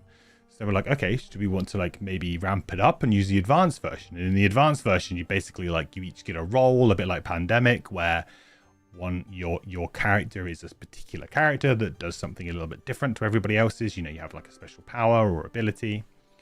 And then also introduces like flashpoints into the game, like, so like you have like dangerous chemicals where if they catch on fire they explode, and you know, it adds a few other little elements to it, hotspots, so areas that just are always on fire that can never be taken off, stuff like that. So you kind of like add little layers on top in the advanced game, which is really good. And then because we played Flashpoint and that kind of clicked, when we went to play Pandemic, she got it straight away. Because it was just basically like, okay, you know, like in Flashpoint, where when we rolled the dice and it came up with the number of the fire, and then the fire just explodes and it grows. Well, it's the same thing in Pandemic. If that city comes up and there are 3 cubes on it, then it explodes and it goes over, and that's really bad. It's like, okay, so you understand, like, it's basically like the very similar concept. And also, obviously, in Pandemic, everybody has to play a character. So you can't play a basic version of the game. Or maybe you can, but where everyone has the same abilities. And so we just sort of like, so it was like a natural, easy progression up. You're going to play Gloomhaven solo 3-handed, wish you luck. Your group fell through. Oh, Brian, that's a shame. But 3-hand is probably a good way of doing it, because then you're going to at least get through like a good amount of stuff. Although I think that I think Gloomhaven 2nd Edition has the inspiration system in it, right, or something. So I think it does do a fairly good job of balancing for 2. You've had good success introducing non-gaming support games with Pandemic. Yeah, Pandemic is, and there's also one that I think a lot of people recognize now, like. People have heard about Pandemic. So when you say like, oh, do you want to play a game? Would you like to play Pandemic? It's the game about, you know, an outbreak and you're trying to do it. And I think a lot of people like have heard about it. Maybe because of, funnily enough, maybe because of COVID a little bit too. Like it's kind of like, it was quite it's quite a fitting game. I think people can understand the concept of it. You know, before it was like, I would always kind of describe it as, because there is that other game that's very like Pandemic, but it's not. Contagion or something it's called, where you play as the disease instead. So like, and you're trying to spread your disease by mutating. I think it's called Contagion. I might be wrong there. But there's another game that's kind of like similar, except you play the virus and you're trying to spread as much. And there was an app for that. And I remember playing the app loads. Then that was another way of translating it back. Then I said, have you played that app where it's about like the disease? It's like that, but you're trying to cure the disease. I was like, okay. Relatable? Yeah. Plague, that's what it's called. Plague. Yeah, that's the one, Brian. Plague Inc. or something it's called. Yeah. So that was like originally an app, like it's a game, like a phone game. And then they turned it into a board game too. Yeah, that was... Like, I haven't played the board game, but the app was super fun. In a very kind of sick way. I guess. But yeah, like for me, Pandemic is like one of the best games for getting people into it. But I've actually found Flashpoint was the easier entrance point for a co-op game. Because it's so fast. Like, 'cause it's just like, yep, set the board up, off you go. I mean, it seems really unfair. Like, Flashpoint is very random and very unfair. Like, it's like, but it's kind of like, because it's a cooperative game, it doesn't really matter, you know? Like, I've always found like randomness in competitive games. Sometimes you can take it or leave it, because sometimes it's fun because it adds to the drama, and it could be, you know, especially if it's a quick game, it's a laugh or whatever. But randomness can sometimes be a downer, especially if you just feel like you're getting unlucky. A good example is this, I think I've said this before, is that I played Betrayal at the House on the Hill with a really large group. So this was with my kind of core gaming group, and then with our, like, at the time it was with like wives and girlfriends who weren't board gamers. But we wanted to play like a big group game, and it might have been Halloween, or it was around that kind of time. So I wanted to play a spooky game. So we played Betrayal at the House on the Hill, like a proper, like, I think it's like a 6 or an 8 player game of it, right? And one of my best friend's wife, she was getting so unlucky on Betrayal. Like, she was getting the worst rolls. She was opening rooms, and she was getting like the worst events, where, like, your torch breaks, so then you can only move like one room at a time until you find like the batteries or whatever it was, or a replacement torch.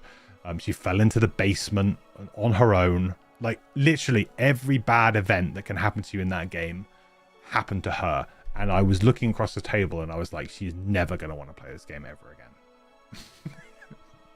again. Like, ever. So there can be like games where like randomness can be good and can be funny, but like it can also just obviously kill people. But Flashpoint is one of those games where there's so much randomness in it that, like, because it's cooperative and it's quick, you just kind of like laugh at it. Like, you're like, oh my god, I can't believe, like, it's like, could you stop rolling that number? It's like, I can't help it. There's nothing I can do about it. It just keeps coming up, that number. It's like, just stop rolling it. It's like, I can't,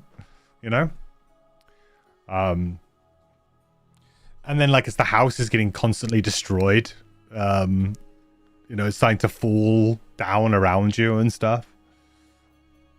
And then there's always like the funny thing where you like spend ages trying to get to like a person of interest to try and rescue them, and you flip the token over and it's just blank. There was never anyone there, and it's just like but it's like, it's funny because it's just like a joint experience. Pandemic Legacy was so good too. Pandemic Legacy Season 1 is probably, I would say that is my best board gaming memory. It would be my number 1 game of all time if we were ranking like experiences. Like, if I was to say like what are my top board game experiences, my Pandemic Legacy Season 1 campaign would absolutely be number 1. Like, easy. That's an easy pick for me. We had so much fun playing it. Like, we were playing every week. We were super into it. Like, my friend has mounted the board for me. So I in my old place, you might have seen it in some of my old videos, but I actually had my Legacy Season 1 board mounted, which was a Christmas present from my best friend, who he got me for like Secret Santa. So he did like a really cool display. It's awesome. So that at the moment is in the garage because I have nowhere to put it in the new house right now, but I've kept onto it because it's great. And yeah, that was super good. Then when Season 2 came out, we played through that with the same group, and it was good, but just not quite the same. I think it was because we'd kind of learnt the tricks, like the first time that you like open a box or an event and it's like, rip up this card, do this is permanently destroyed, like you have ruined something, that was like, oh man, like there's no coming back from that sort of thing. Whereas in Season 2, we were like, obviously we knew that kind of stuff could happen, so a little bit of that kind of like shock appeal had kind of worn off. So it's still had a great time. And I've got Pandemic Legacy Season 0 still left to play, and that is another one that I've eyed up with my girlfriend because she's liking Pandemic right now. So perhaps before we play Gloomhaven 2nd Edition, perhaps Pandemic Legacy Season 0 would be a good... Because then it's kind of like... It's a game that she knows. And also the Pandemic Legacy games do a really good job of starting you off with a very basic game. Season 2 especially. I mean, Season 1 was basically, the first scenario is basically play Pandemic. Just play Pandemic. See how well you do. It basically was one. The first sort of episode in that. And then the second one was basically, the starting one for that one is like, it's way in the future. So it's like after the initial Pandemic. It's way in the future. And so you're actually starting with a very small map and you're trying to rebuild the world. So you're kind of rebuilding the map. So again, the first sort of game of that is very simple because you have a very small map and very clear objectives. Just go around, explore, build things, try and build infrastructure. So I don't know about Season 0. I don't really know how that starts off. But if it starts either of those two ways in similar kind of fashion, then that would be perfect because it will just ramp up, which is what I'm looking for. Legacy games are fun. Yeah, super fun. Had those same feelings going from Clank Incorporated 1 to 2. Some of the unexpected was already known. Yeah, exactly. And I think it's tough for legacy games because once one legacy game kind of comes out and does it, then it becomes really hard to shock you after that. And then we get what I would call legacy, light legacy games. I would consider Gloomhaven and Frosthaven to be kind of light legacy games in the sense that, out of the box, you're given stickers and things like that to do. You're never really encouraged to rip up anything or destroy anything, but you're very much kind of, given the ability to stick things on things, mark things, mark cards, mark bits of paper, or whatever you would like to do. On the understanding that you don't need to do those things, and you can probably, you can get the removable stickers, or you could probably just peel the originals off if you weren't too worried and buy another sticker sheet or whatever. You can reset the game, but it's kind of like a light legacy element. Do I think I'll do community games for Frosthaven Digital? Yeah, I would love to. I would love to do that. I think we would have to put some time aside for it. I'm very much conscious again with my coming back to streaming and making videos and what have you. I don't want to burn out and do too much too soon. So I'm kind of trying to pace myself to do a community playthrough. I think we would want the 1.0 launch. I think that would be a good time to do it. Because then everything would be open to us. So then, for example, if we were oh, we really want to play this combination as a community, then we can kind of work towards it. I think that would be nice. Pandemic Legacy also introduced us to a campaign board game. Exactly. Yeah. That's why I'm thinking the concept of playing a game multiple times. There is another game that I have, which I would love to do. Because I never finished it. I started playing it and I never finished it with my group. We probably played 4 games, which is My City, which I think she would really like as well, because that's polyomino games. She's quite good at, actually. I'm not very good at polyomino games. I'm not very good at those kind of spatial shape type games. I enjoy playing them loads, but I'm just not very good at them. I always sort of struggle to see how the shapes fit together, but she seems to be quite good at that. And so a game like that I think would be good.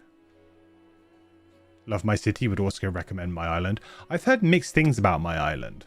Apparently that it's kind of a bit I heard that I think then you have to build along the beach to begin with or something, and you kind of build inwards on the island, and I think some people were saying they found it a bit too restrictive. At least initially. That was kind of what I heard. I mean, I did enjoy My City Island. I think I could probably reset it, I think. Because I only played, I think, 2-player, maybe 3-player, and I think it comes with at least 4 boards. So I think I could probably just reset it.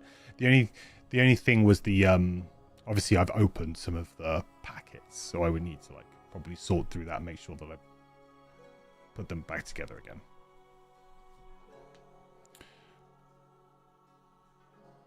Did full 4-player. Nice. Yeah, games like that I think are another really good entry point for those kind of campaigny styles to get people used to the idea of playing a game multiple times. And to be fair, I'm normally very guilty of playing a game once and then being kind of cool,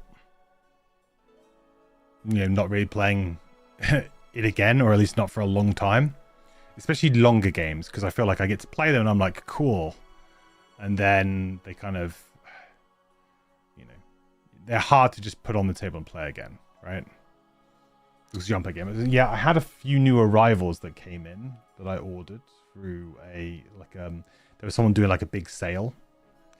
I finally got myself a copy of Abyss. Finally. I've been on the lookout for like a cheap copy of Abyss for a very long time, and I finally found one. So I've got that to play. That came in a couple weeks back. Game called Encyclopedia, which has been on my wish list for a while, which I believe the company went bankrupt. Holy Grail, who publish it. So it's unlikely that game will ever be made, and I managed to remade, and I managed to find a copy of it quite cheap. And I just love the idea of it. Your friends call it fishy politics. Nice. Curious Cargo. Got a copy of Curious Cargo because it gets 2-player game. Tile laying. I was like, yeah, probably she might enjoy it. It's a bit of a crunchy one though. We'll see. We'll see how that one goes.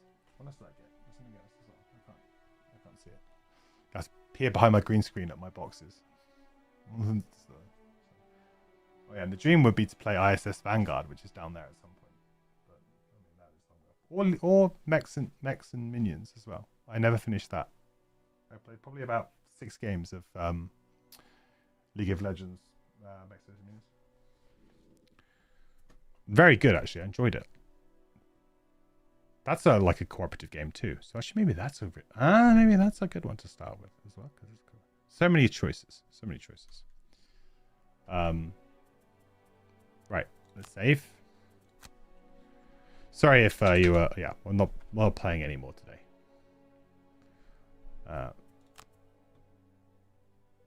If you're waiting for me to play more, we're just talking about board games for like half an hour. I've been sat here. Perfect. Yeah. So, awesome. Well, I think what we'll do, like, we'll kind of keep going, playing this save on Frosthaven, and we'll keep trying to just get retirements, get prosperity up, just trying to unlock as much stuff as we can, just to see what's available. We'll definitely do like Edge of the World, I think, next. I probably need to just like. We've lost a couple of scenarios in a row now. One because we tried to rush it, and that one was like, I just took my off the ball a bit there. In the middle part of the scenario, I think. So hopefully we can get back to winning ways a little bit. Did I pre-order the mercenary packs? No, I did not actually. The reason is that I kind of figured that with those, I will just go and I will probably get them at a convention, because by the time that I want to play 2nd edition, I will probably get it at a convention, because I honestly don't see myself playing.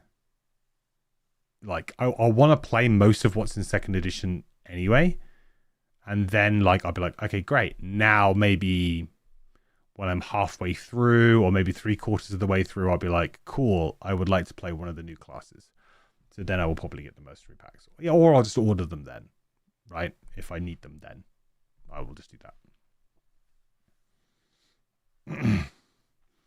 The summer miniatures they have planned. Oh, what do you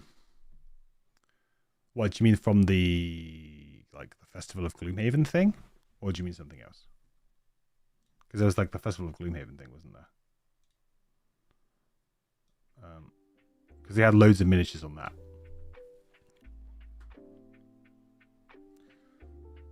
I'll be honest, I'm not a huge fan of like loads and loads of like minis. Like for me, I don't paint, so for me, more minis is just more space. They had them displayed at Gen Con, miniatures for the summons across classes. I imagine that was just from the Miniatures of Gloomhaven series. That they, I can only assume. Because I'm pretty sure part of that was you could order the summons, I think.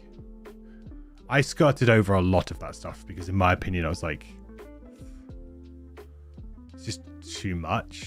I was like, it makes sense, and some people absolutely lap that stuff up to have miniatures for everything. And also, to be fair, if you are generally into D&D and role-playing in general, you know, miniatures for something like a Gloomhaven game would be very multi-purpose, because, you know, you can just kind of like create your own little character sheet, enemy sheets or something like that for the monsters or summons and stuff, you know, like just having miniatures of things.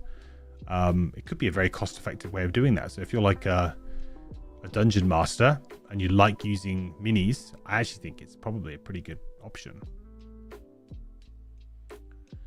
Eventually our walls will run out of space for board game shelves. I have already run out in my new house pretty much. So the plan for me is to convert, we have like a garage, so I'm going to convert part of that garage into my kind of gamer den, if you like. So I'm going to have all of my board games in there. I'm probably going to stream from in there as well. That's the plan. So I'll have more space to actually do stuff again.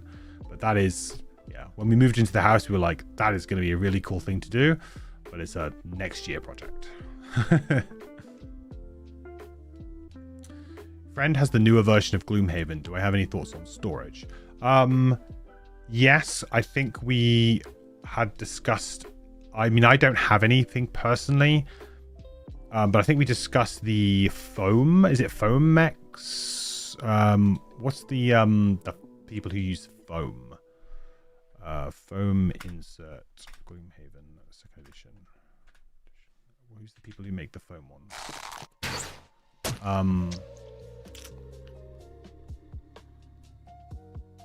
Folded Space. Folded Space. Lots of people really like their stuff. Now, I don't know if they do a second edition one yet, but Folded Space would be the people I would look out for.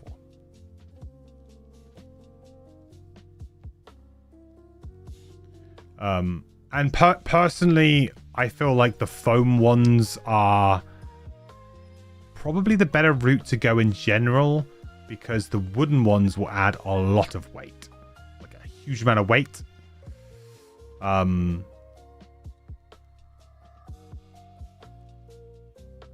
What I personally do is I actually use loads of different random things.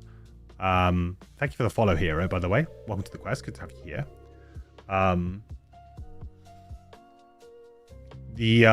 What I generally do, and this works for me because I don't keep things in the box.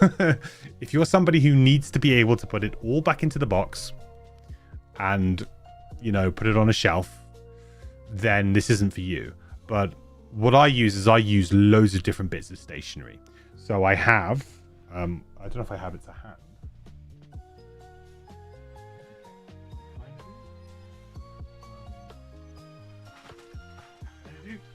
So I have like these, which I have monster standees in. Right, this is Frosthaven stuff. Like I can't get it back in the box. So I have like standees, so I just organize all of my monsters and stuff in these boxes, and so I just have them like on the side. Let's get out the box. I have bigger ones. Like here's a bunch of monsters. So like again, just like stuff. So obviously completely impractical for storing anything in the box. However, like for me, because I basically have, when I had Frosthaven set up, I just had it permanently set up. So for me, I just have these on the side. So whenever I need a monster, I just literally just go to these boxes and go, okay, great, there they are. There's all the standees. Pick them up. I'm done.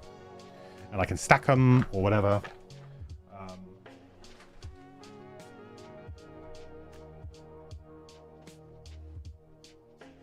The other thing I don't... Oh, there it is. I think I have something else here as well.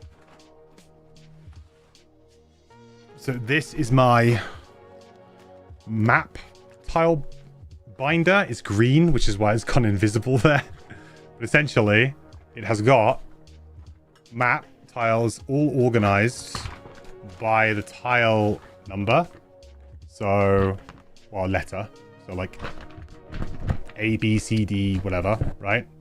So I've got all of the tiles in here. So whenever I need a tile, it says, oh, you need C something. I just go to the C, plug it out, and I've got it in there. So that's just a box file. Again, like, never going back in the box. But I will say this is one thing that I would really recommend people do, because this makes life so much easier. And caution, spoilers a little bit here. I'll only show you maybe the front if I can.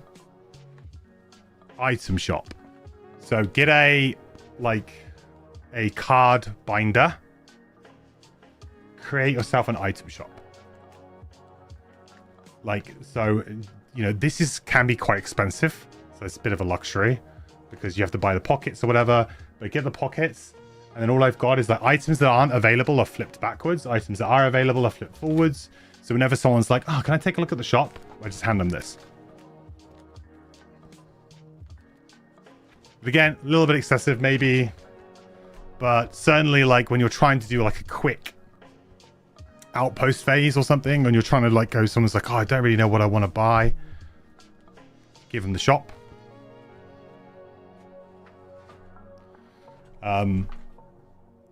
Quick Outpost phase, definitely, yeah. But yeah, I said little things like that can really help like speed up play. I don't necessarily think that like, for example, a folded space insert will probably help you with setup, but it might not always speed up play in certain ways. Like, it maybe help you set things up a little bit quicker, but it probably won't, like, you know, probably won't super speed things up. Like, stuff like that will speed you up, but with the big sacrifice of space. Frosthaven has not got back into the box at any point.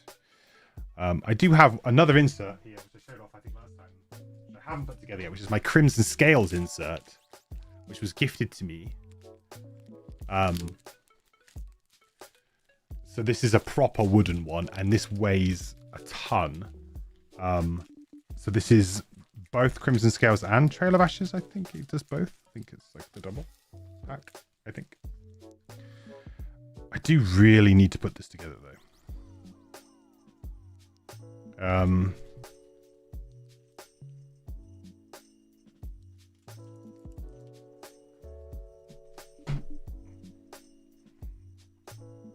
You'd highly recommend Forest Space? Nice. Have I played through Crimson Scales? Yes.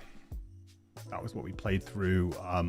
Did we finish it, guys? I can't remember. We did. That was my dry run before I did Frosthaven. So because we were like, we were waiting for Frosthaven to come out, and I wanted to sort of test doing a live board game stream, like actually playing a physical board game. So we used Crimson Scales as like the kind of test subject. That's where we kind of ironed out all of the live stream issues.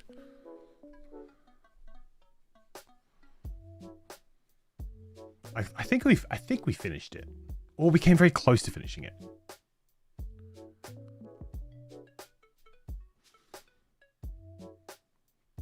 Best thing you found for setup is teaching the others how to do parts of it. Yeah, for sure. Splitting things up by group. Everyone knows their job. 100%. An overall thought on it without spoilers. Crimson Scales.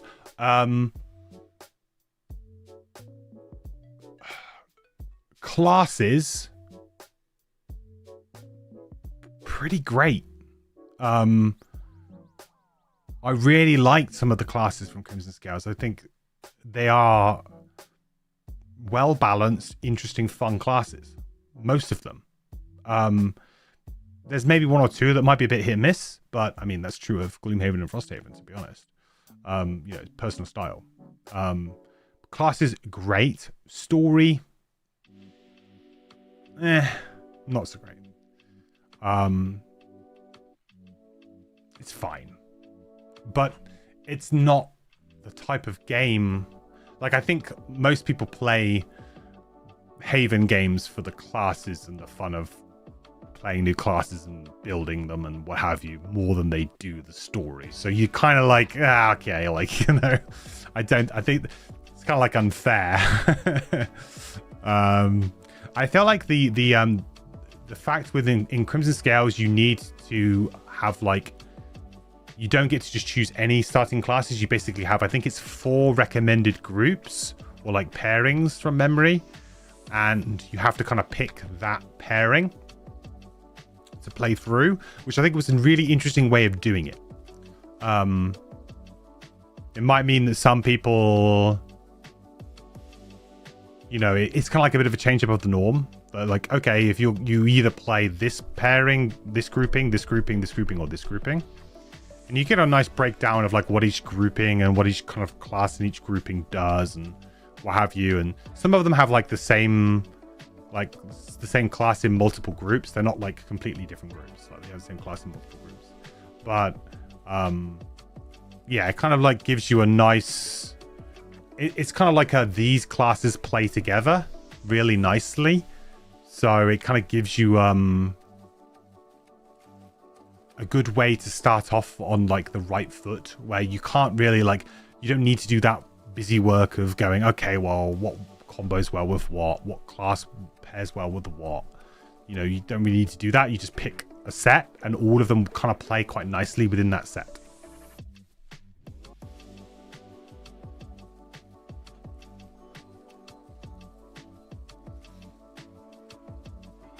Hey Braz, sorry buddy, we're just chatting board games and stuff now. Anyway. Forest space aims to improving setup while still fitting into the box, not maximizing the user setup without constraints. I don't have many inserts really, like proper official inserts. The only one that I have that I really like is my food chain magnate. But that came with the game because I bought. Did it come with the game? Maybe not. Maybe I did buy that separately. But that worked out really well because that's a full wooden one. Because the most annoying thing about food chain magnate is setting up like the cards, whatever they're called, like the perk cards or the gold cards. I can't remember what they call them, or achievement cards. Like you kind of got to set them up in like a little display each time. So like the insert makes it super easy. Makes the game very fast up. That's a game that I would love to play some more of. It's a game that I played a few times, loved it, and then kind of just never played it again. I see they've done a new version now. I was very tempted to pull the trigger, but then I realized I haven't played my version enough to really warrant that. Friend runs the online TTS for Frosthaven, and you manage Shores of the Lion. Going through Glimmer's English will be a much larger undertaking. Oh, are you trying to convert? Do they? I mean, surely there's like Gloomhaven 2nd edition. I would imagine was like. I mean, I played it on TTS, with Gripe. So I mean, I'm sure Drew must have had a pretty. I mean, maybe they don't want to release it, but Drew must have had a pretty good version of 2nd edition on TTS.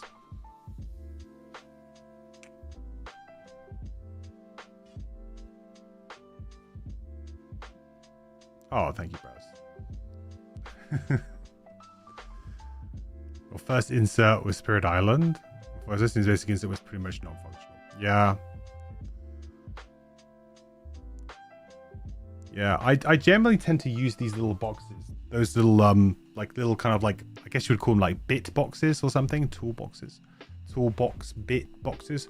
I like to use them in most games. Like if I get like a game and it's just literally basically an empty box inside, right? Or one of those like terrible cardboard inserts that's just like a hole or something. It's just rubbish, right? I usually toss that out and I'll use those like little kind of tool bit boxes to just put all of the tokens in.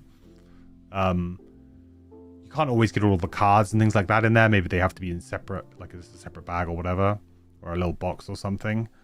But then just something that, like, if we want to play the game, I can literally just open the box. I can take the bits out. In fact, I think my Caverna is like that. And my Terra Mystica is like that. So I can just take them out and I can just open the boxes on the table. It's like that. There are bits. Like, there's no need then me to go get, like, I do have loads of like bowls and things, like keep bits in if it's handy, like handy little bowls and things. But then I just don't have to bother like with all that stuff. Just open it. There we go.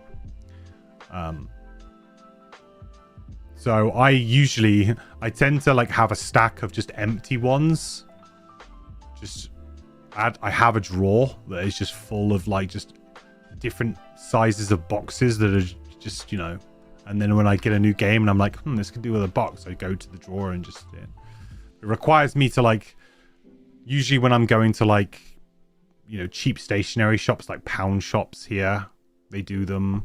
There's a shop called The Works here in the UK, which is like, they do like very cheap stationery and stuff like that. And usually they have like bits boxes and stuff. The other thing that I started doing was buying business card boxes, and I can recommend those. So you can buy just clear blank business card boxes, and you can get big ones.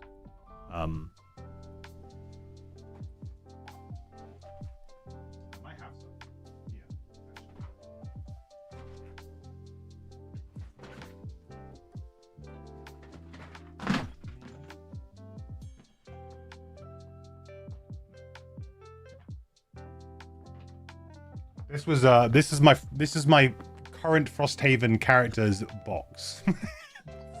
There's everything that what we're playing right now. Fist and Drill is in here. So if I ever wanted to start again, technically I just need to open this box to get my character stuff. But big ifs and buts now.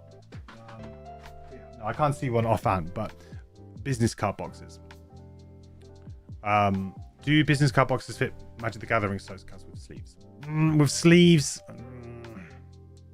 probably not. To be honest, with those kinds of things, I would usually just buy like the cheap Ultra Pro tuck boxes.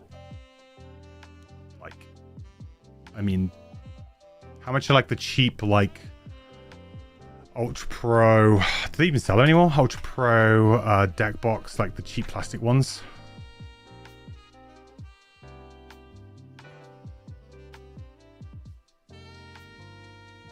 Like £2. Yeah. So like I would buy.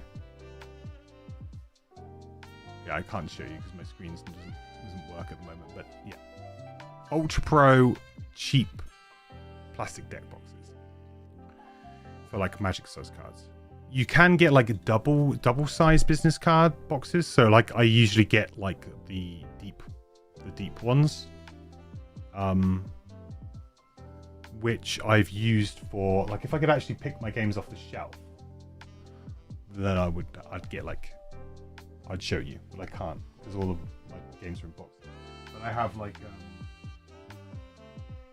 I have the little ones, the kind of standard size business card boxes. I have my Ethnos stored really nicely. Like, oh my god, I'm so happy with my storage solution for Ethnos because what I have is I have each of the different factions in a business card box, and it fits like perfectly in each faction, fits perfectly in them, and then I just slid in the box. It's like it's a dream. So you're like, oh, which factions are we playing with in this game? You just pick out those ones from the box in there, and you just open them, and then there's the deck of cards with all of them in. And then I have a separate little box for all of the different like tokens. It's so good. But I have no clue where that is. It is somewhere in this room, but I have no clue where. Yeah, at the moment this room is very chaotic. Very, very chaotic.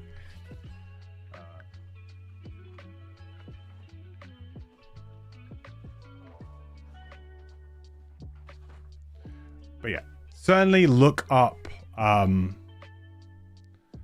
Certainly do look up business card boxes because you can buy them like empty business card boxes.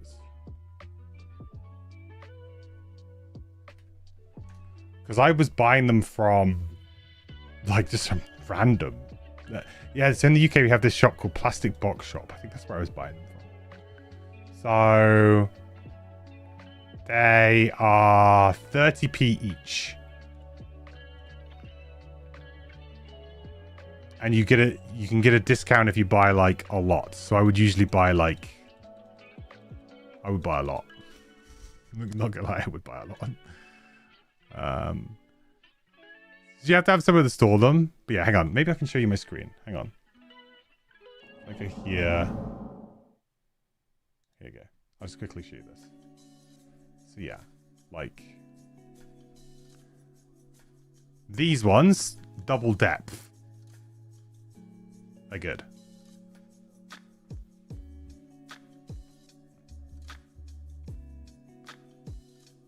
And like, obviously, like measure things. I can't remember if you can fit.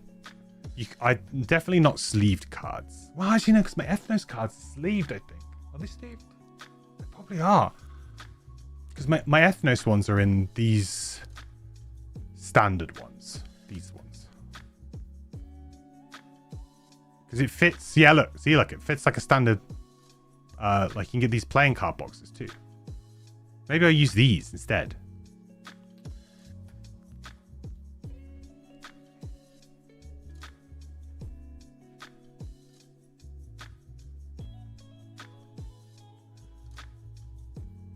I mean, they come in like this random wrapping, but very handy. I also use like things like this.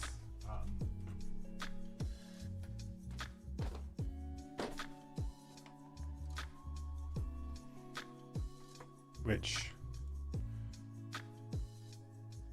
so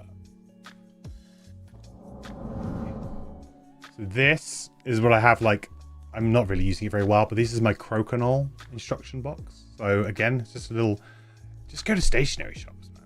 Stationery shops. You can just find like things. I mean, it's totally unnecessary, but it's got my crokinole instructions. So whenever we want to play crokinole, I just take this up. The annoying thing is it doesn't fit all of the pieces in because I have like a special box for the pieces. So that's the only annoying thing. Is it kind of good. But it does mean that these instructions don't get all creased up and rubbish. And I can kind of put it on a bookshelf and it's just there, rather than like, you know, because you obviously didn't have a box for this. Yeah, just always keep an eye out, you know. Wow, I didn't think I could talk about plastic boxes for like half an hour, but I literally did. Thank you all for sitting through that. I hope it was entertaining.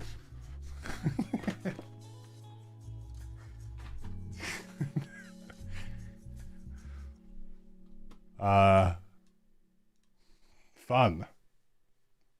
That's the thing that like I actually enjoy organizing stuff. You know, I actually kind of enjoy that. I like it when, you know, you open up a game, because like my Seven Wonders is really well organized as well, because I've got like I've got the base game and like 4 expansions in the original base box using business card boxes and like little things, little plastic boxes, different things. So yeah, it's just satisfying. Making the dream come true. Yeah, exactly. Right, well, I should probably go to bed instead of talking more about plastic. I might be on again later this week. I don't know. Possibly if I am, I might be on like a Saturday, which is a bit rogue. But I have my fantasy draft tomorrow actually for my NFL fantasy league with my friends, so I'm looking forward to that. Should be fun. So we're drafting tomorrow night. So wish me luck. I haven't done probably enough research, but here we go.